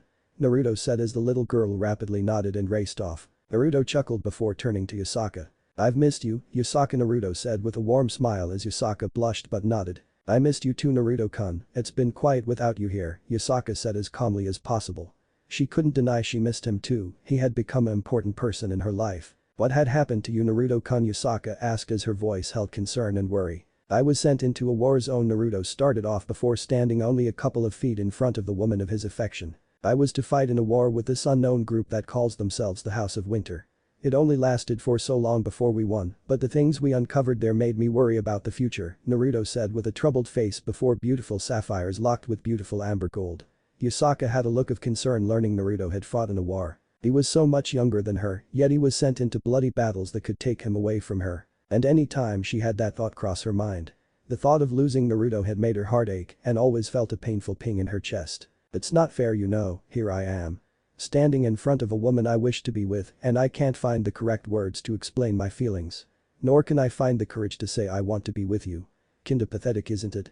I can face a whole army alone and win. But when it comes to personal emotions and feelings, it's like I hit a brick wall that I have trouble overcoming, Naruto said with a low chuckle. Yasaka smiled softly before giving her reply. Then don't tell me, show me your feelings, Naruto-kun. And I will show you mine, Yasaka said as she still had a blush on her face, but she was having 1,000 thoughts race through her mind. Where did that come from? The Kyuubi no Yoko thought. But at the same time, her heart is pounding against her chest hard and the feeling of butterflies in her stomach made her worry. Yasaka knew her daughters wished to have a daddy and for her to be happy, but would it really work out? A fallen seraph and a Kyuubi no Yoko. Could such a pair work out? What of the other females after my affection? Naruto asked as the distance closed between them. Naruto knew his relationship with Rainer, Kalwerner and Middle have become closer to the point they were his lovers too. But he hasn't seen them since he went to that damn war with that damn House of Winter. He cared for them just as deeply as Yasaka to the point he does love them and wants to be with him. Polygamy is common, Naruto-kun. Well, the thought of sharing bothered me at first. I knew I wasn't the only one that truly had feelings for you. I know about those 3 fallen females after your heart as well.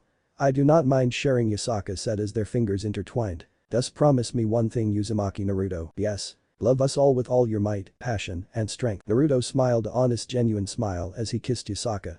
Her lips tasted sweet as Naruto mentally noted they were soft, warm, and gentle. I wouldn't have it any other way, Kitsunheim Naruto said as Yusaka had a beautiful smile form on her face. The abrupt and romantic moment was quickly halted by Naruto getting tackled by a golden blur. Otu-chan. Oof. The giggle from a woman can be heard as she looked at the person of her affection and her most precious treasure. Things are looking brighter, now Yusaka thought as she watched her daughter and new lover play together in a comical fashion. A true happy smile formed on her face as she finally found someone who loves both her and her daughter deeply. Someone whom would give them both and others his all and only ask to be loved and cared for in return. Naruto Uzumaki Namikaze, a super seraph fallen angel, was someone whom only came once in a lifetime. He had shown a unique kindness and gentleness. He was powerful, but didn't let it get to his head. He was many things, and Yusaka had accepted the fact there were women after him, long before he even met her. She knew sharing him was going to be an interesting affair. She had seen how he treated Rainer, Kalwerner and Middled. And she knew they loved him for all different reasons between each of them. And she had her own reasons for falling for the young male in front of her. "Do-chan, that tickles," Kunu said as she is currently being tickled by the man she greatly cared for. "Ahead, daddy got you now," Princess Naruto said as he kept tickling the young vixen. Laughter had filled the once damped home had become brighter and more comfortable. A warmth and joy had filled the two female hearts once again. 3 months later, Naruto sat in the living room with a sleeping Kunu in his lap. It was 2 in the morning, and Kunu couldn't sleep. They both watched TV till the little one fell asleep. Stretching, Naruto yawned as he looked at the small girl with a smile forming on his face. "It's been 3 months since I became her father," and Yusaka's mate Naruto thought as he shifted the sleeping girl over and covered her up with some warm blankets. It's been an interesting 3 months living with Yusaka and Kunu again. And in these 3 months Naruto could not be any happier. First, he and Yusaka had become closer than they were before. Their first date was an interesting and funny affair as everyone in Kyoto quickly found out Naruto and Yusaka were seeing each other romantically. The relationship had improved at a steady pace, neither moving too fast or going too slow. Each content being near each other and spending time with each other. That haven't gone any farther than kissing and cuddling, though them finally becoming mates will happen. Yusaka knew her heat cycle was coming in soon and Naruto and her will mate if not less than more than a dozen times. And most likely end up with her being pregnant with his child. She knew it was going to happen and Naruto knew it too. But they were not in any form of rushing or worried. Naruto knew that the whole reason this relationship started is because they both liked each other. Like two teenagers, one confessing or asking the person of their affections out on a date. Naruto and Yusaka's relationship started off like that. And these past months they were getting more and more comfortable with each other and spending as much time together as they could. Naruto was still a one of 4 fallen angel leader and Yusaka was the Kyoto Yakai faction leader. Though Naruto had one advantage over many leaders of this world. He had access to the Kage Bunshin, which effectively lightened his workload greatly. This technique ultimately got a jealous look from his vixen lover as she was stuck doing papers for her faction. Naruto would help, but he isn't a full-fledged Yakai faction member. He was a partial member due to his status of cadre ambassador for the Grigori faction. Grigori in itself has gotten stronger, not having more members, but the quality of their members were better than the angels and devils. Since fallen angels still had some of their angelic powers even after their fall. They can still use some light magic just as much as demonic magic. The same could be even more said for the 4 great fallen. Naruto, Azazel, Barakiel and Shemhazai had or still retained some of their pure angelic powers even after their fall. Though Naruto never fell himself, Naruto could use some of the same type of magic pure angels could. They could also use several demonic spells and abilities, though they prefer their fallen angel abilities as it's a blend of angelic and demonic. This is what the fallen angels call twilight magic, a unique blend of angelic, light and demonic, dark magic. Well, it should be noted only Azazel himself along with Naruto had truly mastered and perfectly balanced both demonic and angelic magic in their own unique ways. It's also this magic that allowed fallen angels to harm both devil and pure angel alike, as the fallen were the only currently known race that can possibly demonic magic and angelic magic into a new form of magic that exists between light and dark. Azazel had practiced this type of magic for hundreds of years, continuous refinement and hard training made him the most experienced in this branch of magic. Naruto had mastered twilight magic thanks to his mastery of yin-yang release, Onmumton, which is just another form for light and darkness. Different region of the world, same element. Yin being darkness and yang being light, though when Naruto combined these two, he has the power to create anything he wishes. And while yin-yang release doesn't seem like it should be similar to twilight magic, it was thanks to his mastery over yin-yang release Naruto was able to have used demonic magic and angelic magic so easy from the beginning. It was only a matter of him gaining control over his magical abilities that made this a hassle. Which his control over his magical power has improved over these 3 months. Getting back to training was refreshing, and he even helped Kunu-chan with her training in areas he knew that he could help her in. But sadly Naruto was not a Kyuubi Yakai, so he didn't know Kuonu's full potential. Naruto simply trained Kuonu in tactics, a style in fighting, and refining her to jutsu so she wouldn't be so defenseless without a weapon. Granted she had her fox fire which she inherited from her mother. But ultimately the makeshift family had become close. Kuonu was now calling Naruto Otu-chan more and more. And Yusaka took a shine calling Naruto darling, which made the hybrid chuckle a bit. He was really happy and loved Kuonu and Yusaka. His relationships with Rainer, Kalwerner and Middle had just started as of a couple weeks ago. The three Fulin females were really happy. So happy they cried for the first time since forever. They finally were with a man they liked love. They would spend every waking moment talking to Yusaka or Naruto, becoming more and more part of the family. Naruto had taken them on dates before. Though unlike Yusaka, the three Fulin lovers of his didn't want to wait to have sex with Naruto. Of course they were lustful women, something Naruto noted whenever he first met them. Many women would have looks of lust if Naruto ever took off his Kakashi-like face mask. And seeing as Naruto wears that mask most of the time, it should stand to reason why he still likes pulling pranks with that mask. Kuonu moaned in her sleep as the little Vex turned over to her belly, making Naruto smile how cute she is. Even though she was young, Kuonu was just a child, and that child happens to call Naruto Otu-chan. Best idol ever in my opinion. I think I understand how my own father felt when he heard he was going to be a dad. I never felt such joy before. I had relationships yes, but not one of them made me feel this complete. I swear on my father's, mother's, and clan's grave I would protect my family no matter the cost. Even if I had to risk everything in order to do so, Naruto thought as he picked up the small child and carried her to her room. Naruto raised an eyebrow when he saw the state of Kunu's room. Note, tell Ku-chan to clean her room, Naruto mentally noted as he laid down the girl and covered her up. Quietly leaving the room, Naruto stopped by his and Yusaka's room and saw his mate sleeping peacefully. Smiling, Naruto closed his eyes and felt a dark aura coming from the garden. Narrowing his eyes, Naruto knew the current Mao Lucifer sent his lover a request for a peace agreement. She had accepted the meeting, but the peace treaty between the factions wasn't solidified like Grigori and Kyoto Yakai faction. And it wouldn't be for another 3 months till the meeting took place. So why is there a devil here? But this devil felt different. She or he has ninjutsu capabilities and she only feels like a half-devil. She feels like half-cat or something. Could it be a Nekomata Yakai?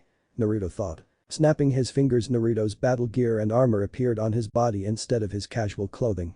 His entire look and appearance had changed with a simple spell that anyone can master as long they have magical potential. I love magic sometimes, Naruto thought with a smile as he made his way to a garden. Naruto had his waist-length hair in a low ponytail as his vibrant silver shaggy spiky hair seems to shine with a healthy glow. 2 bangs framing his face much like his father Minato, though his hair was a bit less spiky. 3 scar-like lines go across his face like whiskers, with 3 on each cheek. Naruto's sharp sapphire crystal blue eyes lack a pupil and sparkled like stars in the night sky. The skin tone is a healthy tan, suggesting he spent a lot of time out in the sun. His angled face and body has become more on par with Adonis or better as he has no baby fat and is mostly lean chiseled muscle like a swimmer's body. Naruto trained his body to be built for speed, endurance, agility, strength, and flexibly. He then had on a black skin-tight Anbu shirt that showed every curve of his chiseled chest without leaving anything to the imagination. Though the skin-tight Anbu shirt had one special feature on his all of his others one. This shirt was hard and tough like diamond yet lighter and doesn't restrict any of his movement. Around his neck hangs his Assassin Creed symbol, Hashirama's necklace, and an amulet locket. Black combat boots that come up to his lower calf. These boots are armored with hardened leather and looks very much like the boots Alter used. For pants, Naruto got Anbu black cargo pants to maximize the amount of items he can carry. The pants were also tucked into his boots so they wouldn't get caught in any unknown traps. Over Naruto's skin-tight Anbu shirt, Naruto had on a long-sleeved black thermal shirt. Over that, Naruto had on a thin cotton V-neck midnight blue shirt. For the finishing touches, Naruto has on a cloak he has been wearing, only he modified it a bit. He removed the sleeves of the cloak to lighten the weight a bit as he will be weighted down by armor. The cloak Naruto has on is a dark faded bluish gray, along with a dark gray Anbu grade chest armor that is tied around his whole torso, hugging him tightly as the cloak remains under the leather armor. Naruto then ties a crimson silk cloth around his waist and ties it with the excess flowing down on his right side. He takes 3 black leather belts and attaches them at different angles. One belt holds his tomahawk and tanto, another holds 20 throwing knives, and the last holds his shuriken pouch with 3 other scrolls, with each scroll being a different color. Naruto then takes several of his own explosive tags, smoke bombs, rope darts, poison darts, anything he can carry on his person. He then straps Death's Phantom onto his back along with Raiju his own Uzumaki blade, putting on his Anbu bracer's armor with the hidden blades attached to the set armor. As a precaution, Naruto puts on fingerless black gloves that are studded at the knuckles. He is currently wearing a face mask that hides the lower half of his face, much Kakashi whom taught him Chidori. In his left hand was his bow, the sage bow he has owned for years and had several different types of arrows. But instead of his custom-made shinobi arrows, he figured out he could make twilight arrows and basically save his more specialized arrows for his shinobi or assassin-related missions. Disappearing in a Shinshin, Naruto appeared on top of the roof and made a few hand signs. Karigakur no Jutsu, Naruto muttered as a large area of Yusaka's home and the surrounding area was covered in a rapidly thick mist.